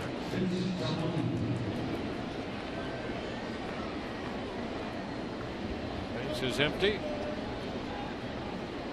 A deal made in the offseason in December of 2009.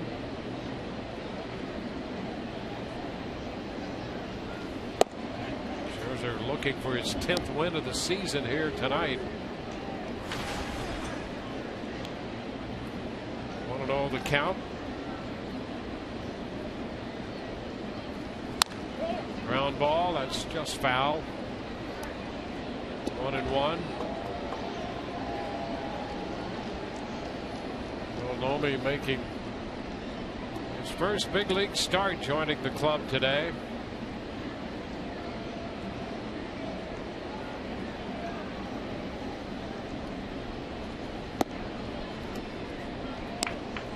Two and one.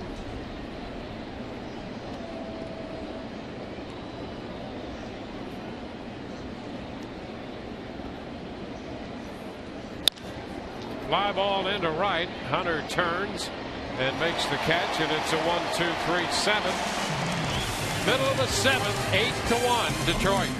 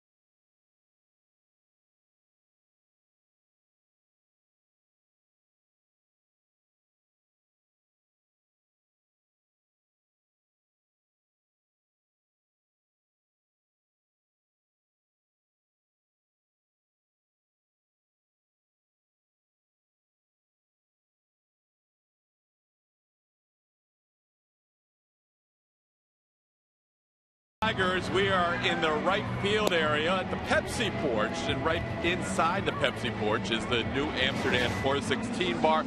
As you can see, it's right behind me. It's where the guys here from the Tigers are going to do their broadcast on Saturday. Mario Pemba and Ron Allen are going to be out here amongst the crowd. Big gathering, perfect night here in Detroit, so a lot of fans enjoying baseball as the Tigers lead this one. Jeremy Hellickson made his final rehab start right tonight in AAA Durham. He had until July 6th before that 30 days ran out, and Hellickson actually had his best start of his rehab stint. He went 5 2/3 innings tonight, allowed 7 hits, 2 earned runs.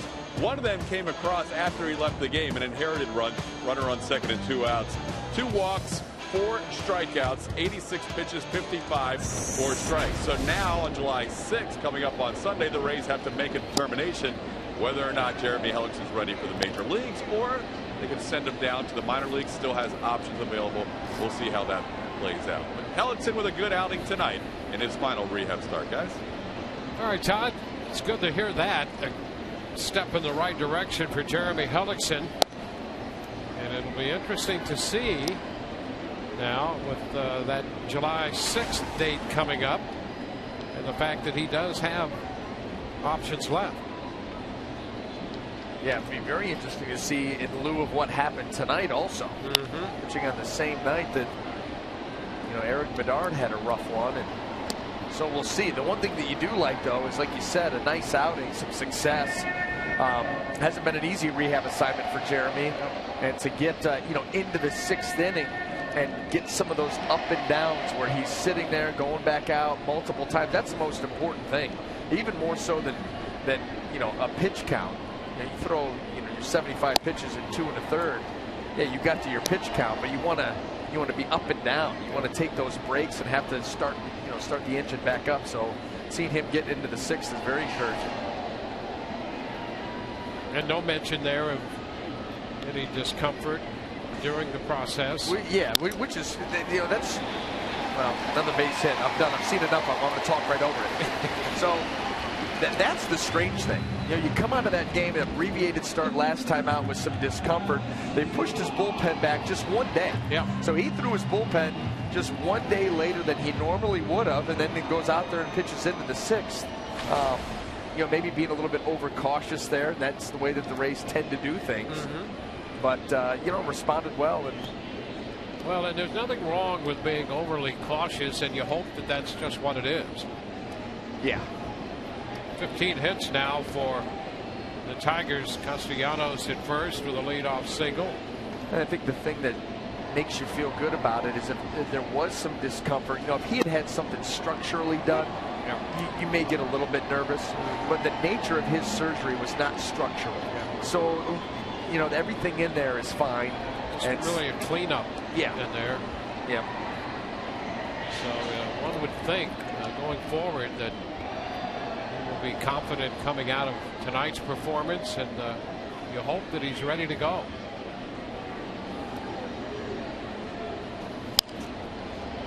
Avila down 0-2, fouling that one away. Kirby Yates on the hill. He came on, got the final 2 outs in the 6th. Inherited a couple of runners, 1 scored. 6 runs charged to Bedard and 2 to Ramos. I'll tell you what, we have been blessed on this road trip with unbelievable weather. Yeah, absolutely. Well, except after the game yesterday. Yeah, save for the couple of hours that we were stuck on the bus. How about when they took us out on the tarmac? Yep. Yeah, they drive the bus out on the tarmac. We're sitting there. They weren't going to let us get on the plane because there was lightning in the area. And so we had to sit there and watch that storm roll in from the southwest and just watch it come and watch it come. And then once it got there, it lit us up. That was something else. Nowhere to go either. Well, after the game yesterday at Yankee Stadium, we were delayed leaving because the airport had been shut down. No place to go there, and then after about I guess an hour longer than you normally would anticipate, we wound up going to the airport, then sat on the tarmac in the bus, unable to board the plane. A target. Yeah, that's what you felt like. 1-0 the count to the shortstop.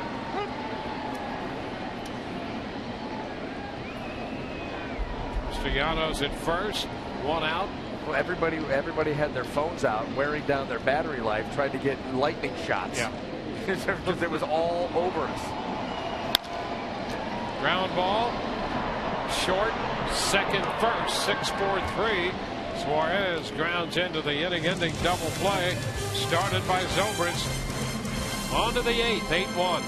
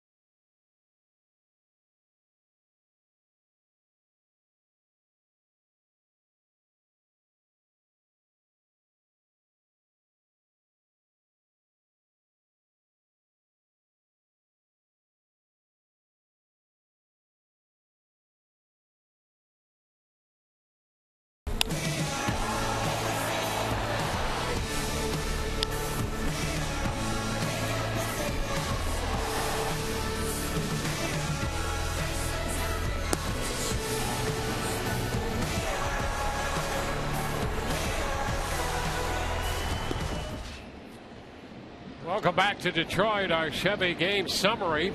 8-1. The Tigers took control of this game in the first with 3 home runs and 5 runs total. And then have handed it over to their starter, Max Scherzer. Cy Young Award winner after his 10th win of the season. And he has been in command after allowing a run on a sacrifice fly in the first. Since then, he's given up a 2-out single to James Loney in the 4th. And that's all. Yeah, and that was after giving up that double to Desmond Jennings in the first pitch of the game. Yep. So he's given up 2 hits, a walk, and 1 run. Kiermaier takes it upstairs. Retired 10 in a row since Loney singled. With 2 outs in the 4th inning. We're beginning the 8th. No base runners since then. Fly ball to center. Austin Jackson, 1 gone in the 8th. And here's what's coming up tomorrow on Rays Live. The pregame show will be presented by your Gulf Coast Honda dealers. We'll hear from Alex Cobb and a 4th of July celebration tomorrow with Alex Cobb on the hill against Drew Smiley. We'll be with you at 6:30 to begin our coverage.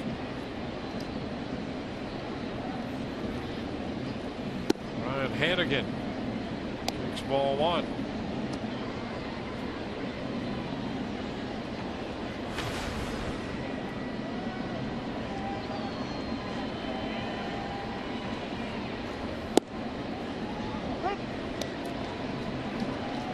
Scherzer has retired 21 of the last 22 men he has faced,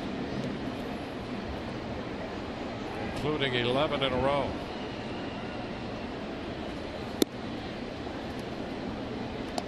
Two and 1.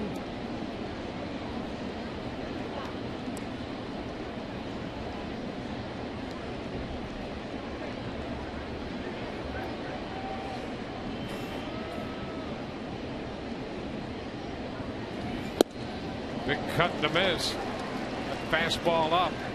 Hannigan put a big cut on it, but comes up empty. You know, and Scherzer can do that with a little bit of deception that he has in his delivery. You know, he doesn't have a traditional 3/4 arm slot. It's a little bit lower than that. So when he gets that ball up in the zone,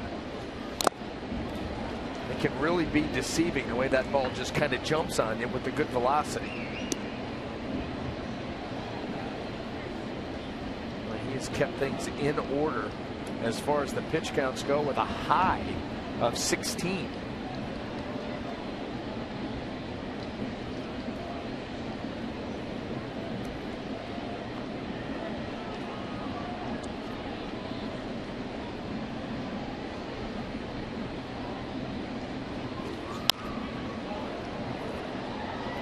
Headed out of play. First game of a 4-game series. Chris Archer will pitch the game on Saturday and David Price Sunday. So the Rays will come back Cobb, Archer, and Price against Smiley, Sanchez, and Porcello.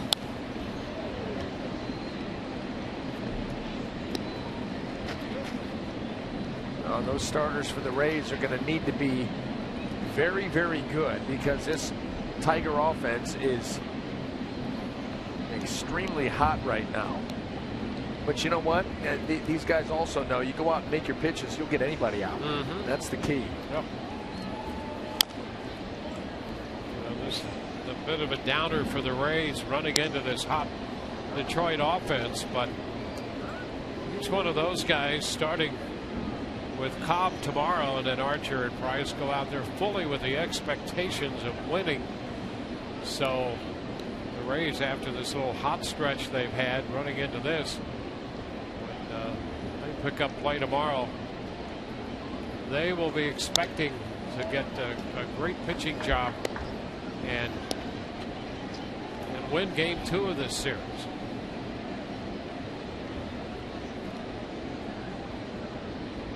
At this point, that's what it's about for the Rays, winning a series.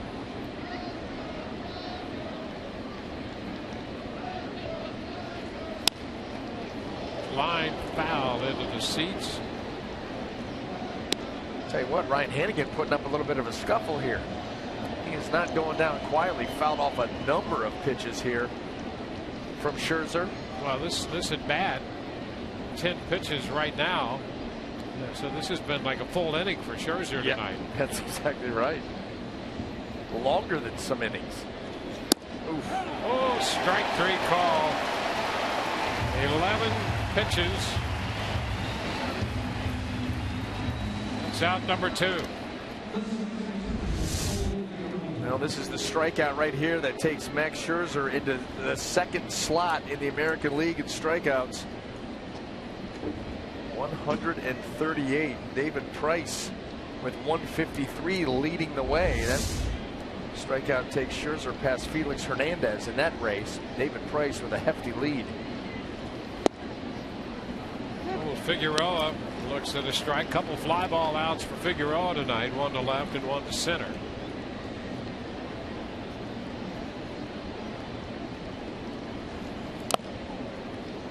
Foul ball, and that one catches Avila. 2 strikes. As promised earlier in the game, we have the AT&T fan photo of the game for you. Tweet your photo to #SunSportsFanPhoto for a chance to be shown in an upcoming game broadcast brought to you by AT&T.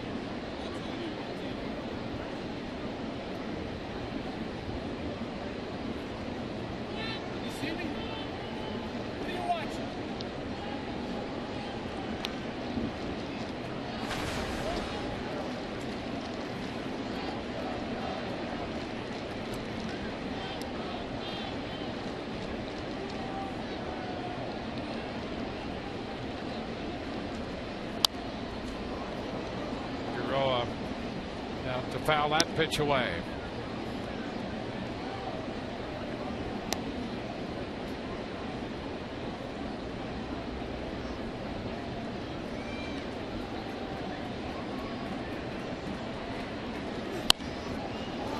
This one back one more time. How about this? This is the other thing about the Tigers.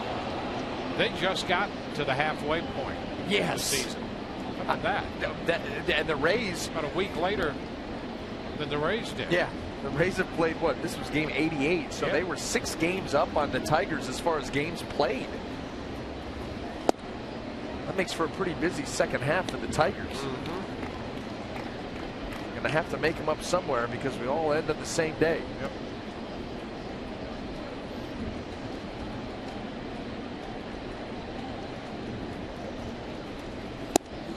Cut the miss. Figueroa out on strikes. Number 7 for Scherzer. 1, 2, 3 go the Rays. 8-1 Detroit.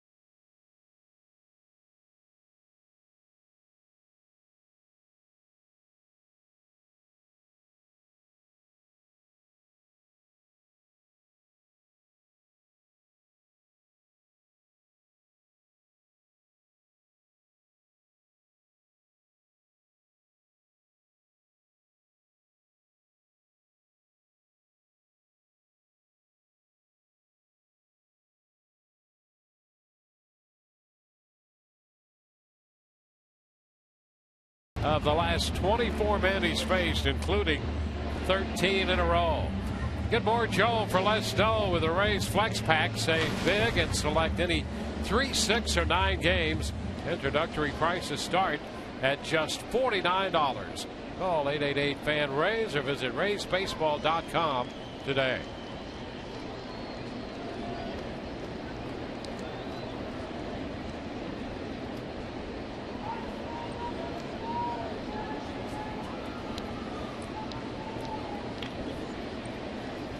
Austin Jackson leads it off here in the bottom of the 8th. 1 ball, no strikes.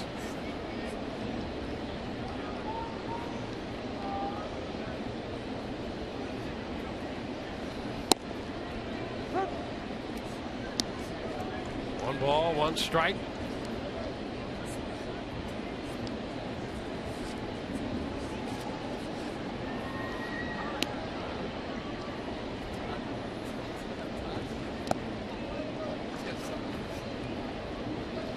Jackson, Kinsler, and Cabrera. McGill Cabrera to hit 3rd.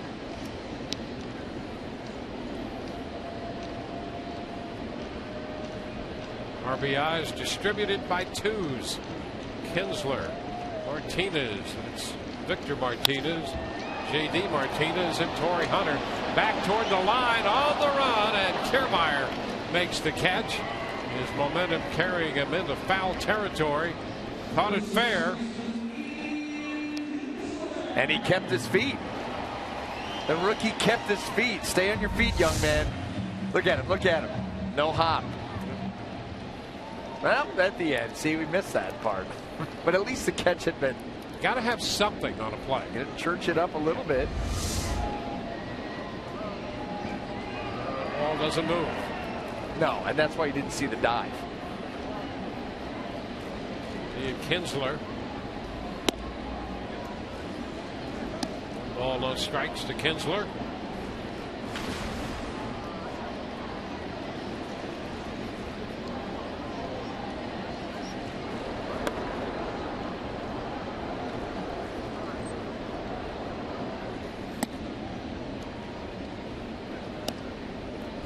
Two balls, no strikes.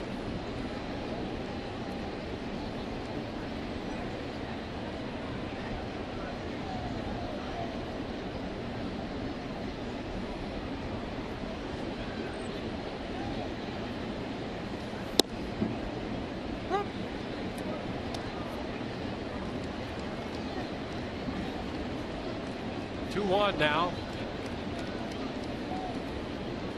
Kinsler opened the scoring for Detroit. He hit his 11th home run of the year. Well, did not take long for this Tigers team to take control. They started off that first inning, base hit, home run, walk, home run, and that would be it. Actually, all they needed at this point was the home run by Kinsler.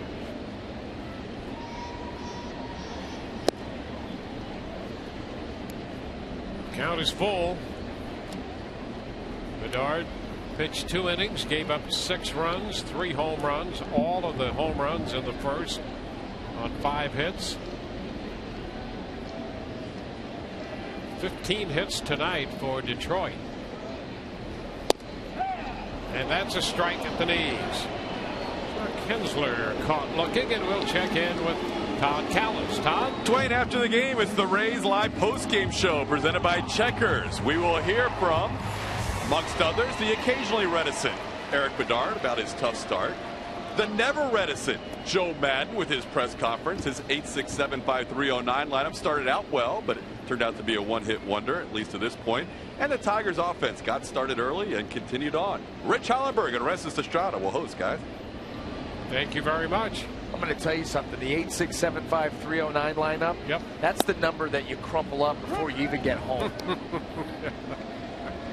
You get that number, that's great. You're on your drive home going, it's not going to go in. You just crumple it up, and out the door it goes. Yeah. Done. Nobody answers. Done. No, well, and if they do, it's all bad. Really deep voice. 1 ball, 1 strike.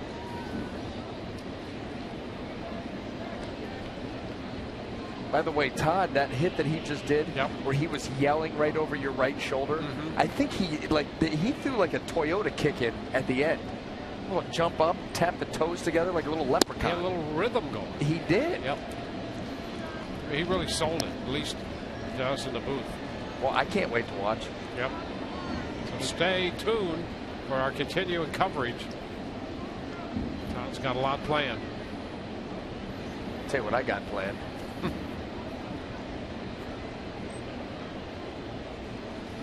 2-1 to Cabrera is a strike at the knees. 2-2.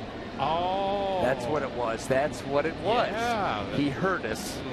Go ahead. Little Kiermaier jump, he said, right? It was a very, very. Hey, Kiermaier didn't jump on the Jackson foul ball, or actually fair ball, but he wound up in foul territory. He didn't jump. Todd gave us the 8th inning jump. He did. After he was done with his hit. Cabrera lifts it into center. Jennings puts it away. 1, 2, 3 in the 8th. On to the 9th. It's 8-1 Detroit.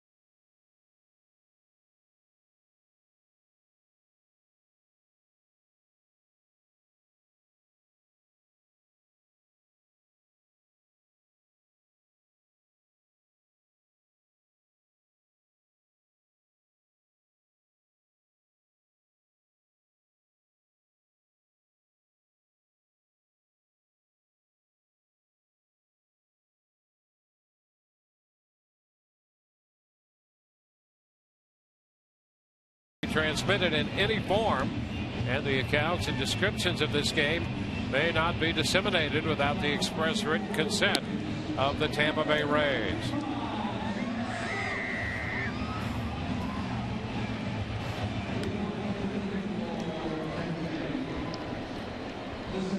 Chad Smith has entered the game for the Detroit Tigers. Scherzer out after 8 innings, and boy was he good. Gave up 1 earned run, walked 1, struck out 7, allowed 2 hits in the 8 innings he worked. And Desmond Jennings, the top of the order, up here for the Rays in the 9th.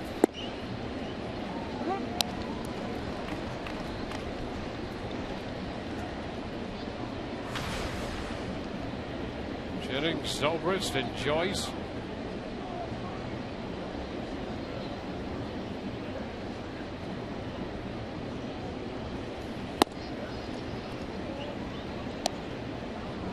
One and one to count on Jennings.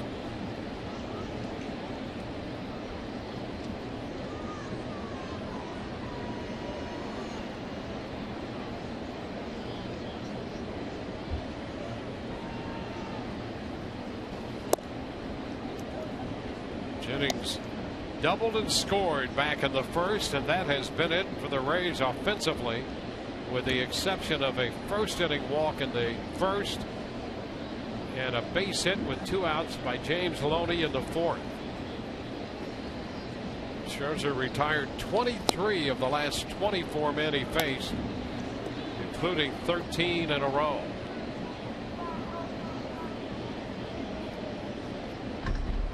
It's 3-1 the count now.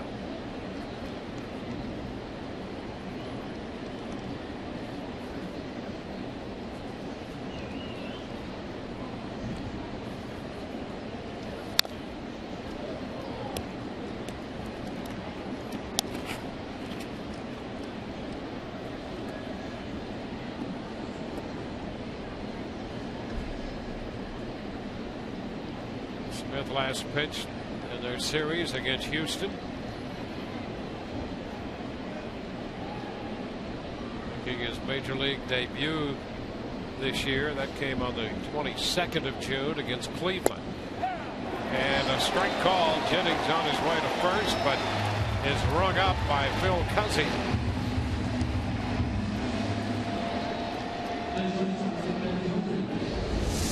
I think Desmond thought this pitch was up, and as you can see right there by Fox Tracks, it's at the top of the strike zone, catching plenty of the plate. And it's been that kind of night for the Rays offense, just basically non-existent. Ben Zobrist. But you know what? You know, coming into this game, you knew that that was a possibility with Scherzer. He's coming off of a game, his last start, he went 7 innings against the Astros, and that free swinging team, he struck him out 13 times. Yep. And so he had been throwing the ball well his last couple of times out. May have been even better tonight.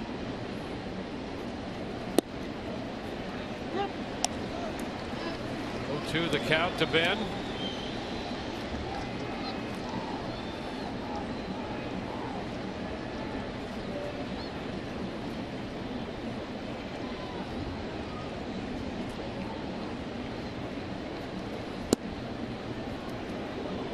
It's a ball and 2 strikes.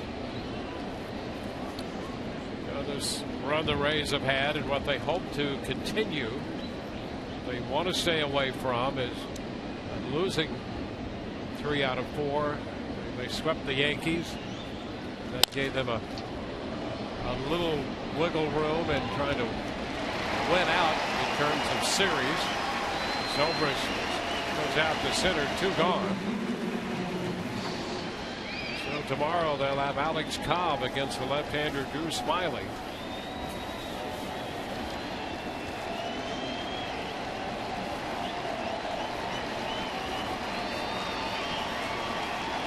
Matt Joyce about to step in here.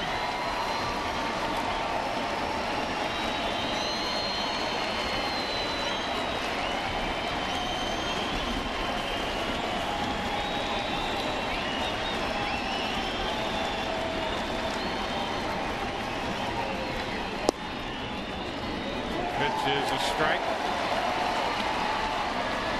The last 15 Rays hitters have been retired in order.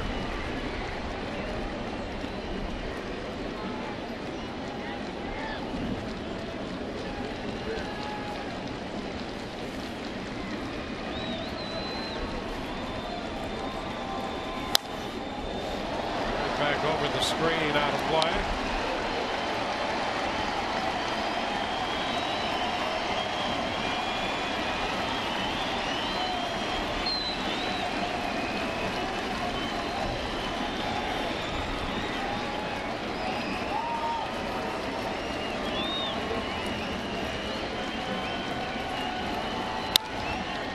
Fly ball into left. Martinez makes the catch, and this game is over. The Rays up and down in order in the ninth, and it's 8-1.